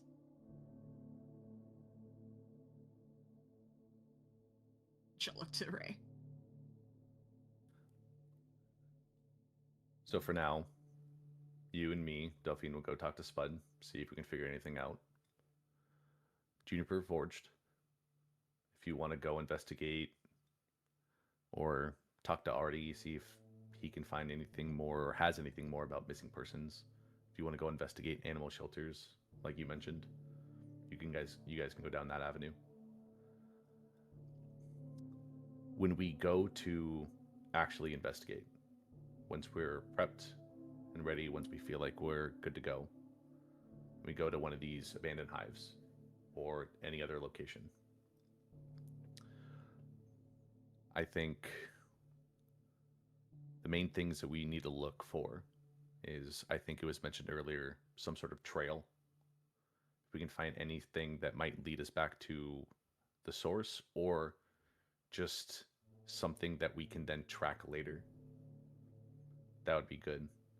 If we can find, I doubt with the cleared hives we'd find any body, but if we can find anything of any remnants of these individuals, or if we do find an individual that was not taken care of, we might be able to figure out more about this infection. That's a little bit more dangerous, but that's something we can potentially aim for. On the umbral side, we can try to investigate more on the corruption and the erosion of the area. Maybe if we find an uncorrupted spirit over there, we can talk to them, find out more about what's happening over there on that side. Do you guys have anything else that you can think of? I have ties to an owl, a lesser owl spirit that I could potentially ask if they can go and check the areas out a little bit on the umbral side, give us a place to start. I was saying, it seems like it's kind of beating a dead horse if we go to the abandoned hive. I'm assuming the whole, the other members of the SEP would have already thoroughly searched them, and they saw it while they were still around. They probably already gave us all the information they have. It would be good. Sorry, go for it. I was just saying, if we just make an effort to focus on an umbral investigation, I think that's what they really did, or it sounds like they didn't do just yet. We can go around that area, ask the spirits where the hell things are getting weird, and they can point us in the right direction. Yeah. I do think that Juniper should go to an abandoned hive, though, just to get an idea of what she's looking for. I know what I'm looking for, but she's the only other person that can see into the Umbra from our side and needs to have an idea of what to spot. So if you could go with her to do that, that would still be appreciated. All right. Also, you're not wrong. It's probably already been thoroughly investigated, but it's also a safer option. Going to a place that's already been taken care of, we can still get information about what to expect at hives that aren't destroyed. We can see the Umbra side. We might be able to set new eyes on to things that may have been missed, or new perceptions on what's happening there or what happened. So it's not a bad idea, and I think it's the safest first option to go down.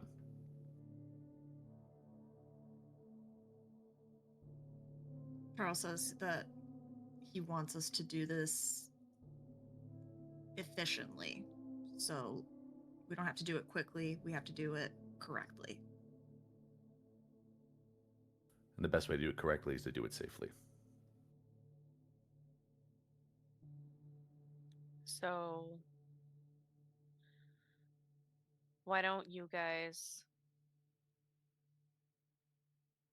go and talk to Spud, and then talk to Charles about a supplies list, and possibly setting up a date where we can all have a training session, or even a couple of training sessions together as a pack. And Forged and I will go talk with Artie about the missing cases and finding pet shelters that have had a influx of pets, and also go investigate some of the hives that have been abandoned and taken care of. I thought we were going to the pet places in person. I assumed that'd be better instead of asking Artie. I was figuring we would ask Artie first for a list instead of just walking up to pet stores. It's easier to track it all online and then make an efficient list of knowing where to go. How many pet stores can there be out there? This middle of nowhere. It's Florida, dude. The laws for having, you can have a fucking tiger here, The laws for animals is out of control. Oh my god, isn't there a dude that was like a Tiger King? Shit, can we be Tiger King down here? No.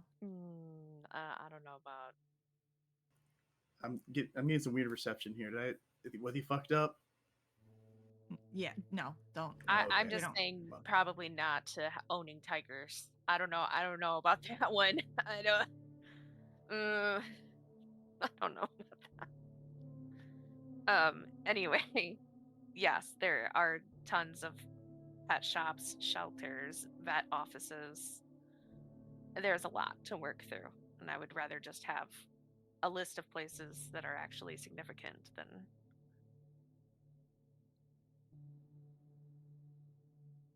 All right. Well, you can go talk to Artie about that. When you're ready to go, you can let me know. You're in pairs. You go talk with Artie Fuck. too. Okay.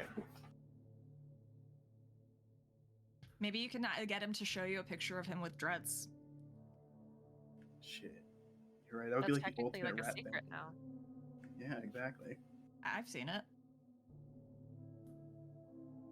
Oh, I tried. also, remember what we talked about, Forge? Sometimes you ask the most direct questions that lead to some of the better answers.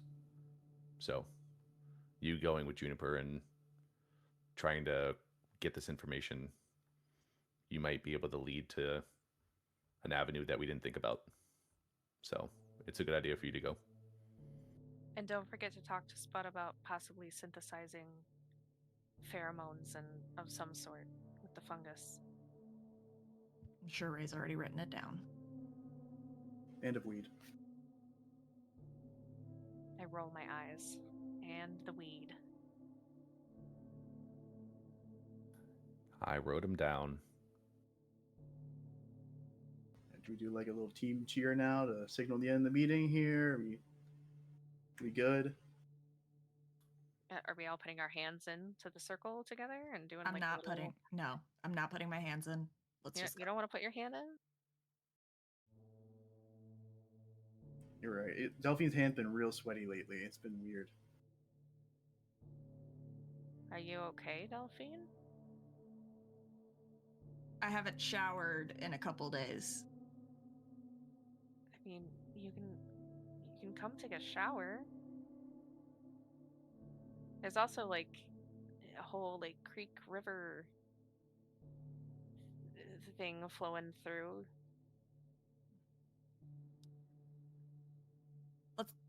Let's just go, Ray. All right. Everyone has their current goals. Everyone has where they're going, what they're doing. We'll meet back up after we get all the information, after all the investigations happen, and see what we've all learned.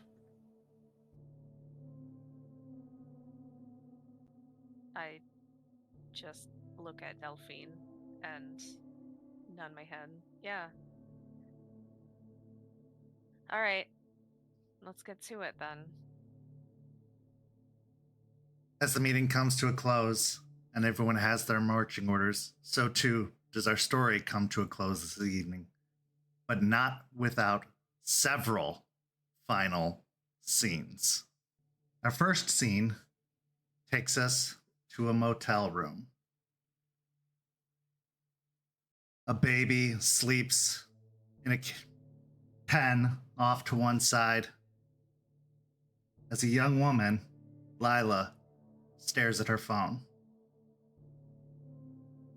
She takes several deep breaths as she looks at the phone, at which point we cut over to see a boarding pass for Detroit, Michigan, sitting on the surface of the phone. Over on the table next to the bed is a handwritten note that says, "I'm sorry."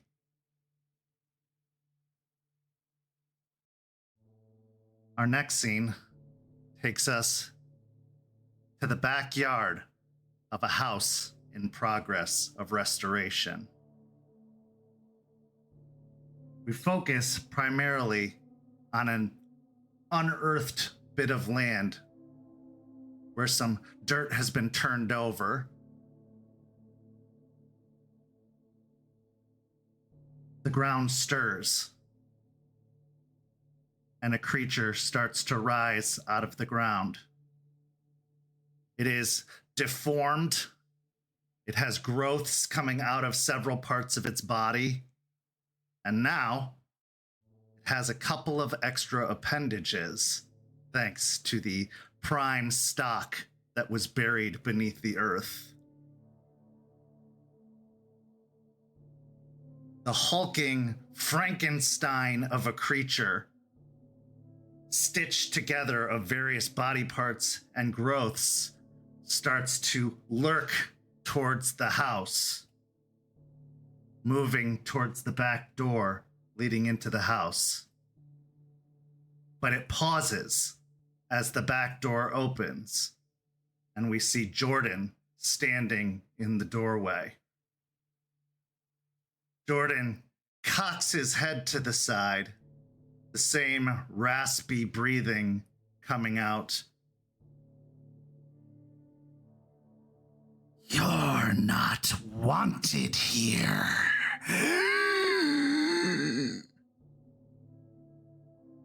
And the creature, in an unusual way, is taken aback and turns and starts to move away, lurking its way out before disappearing into the earth once more. Jordan stands in the doorway, a toothy grin crossing his face before he slowly shuts the door.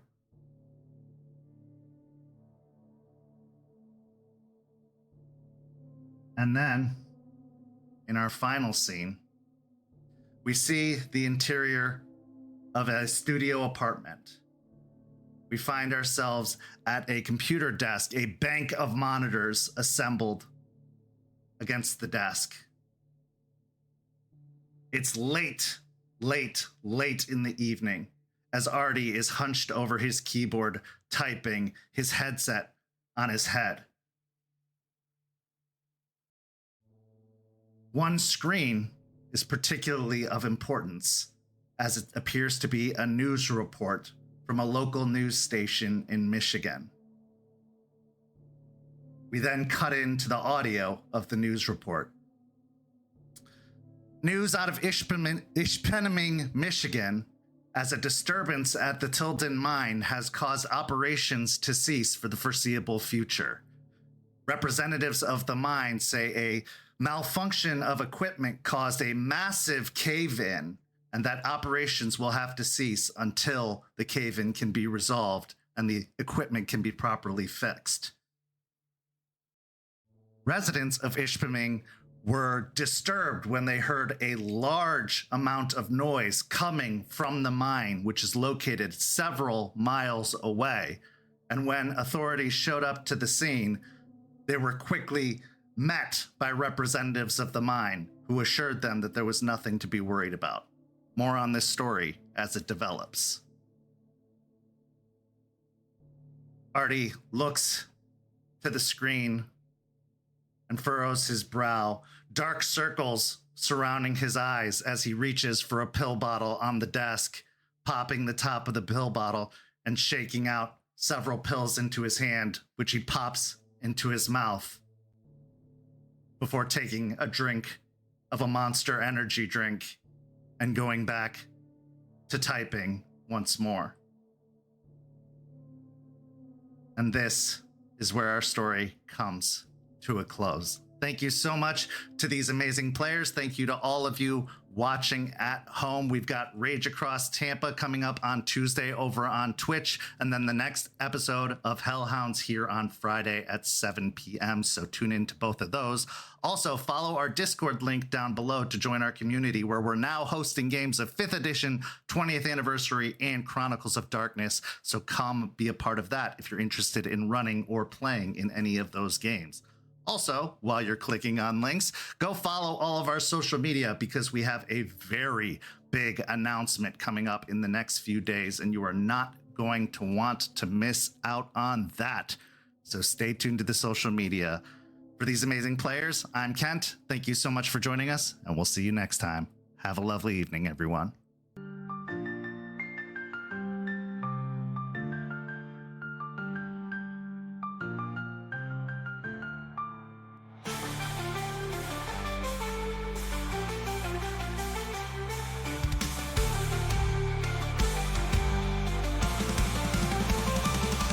So how with the path, let the night be our guide. In battles of honor, we shall never hide.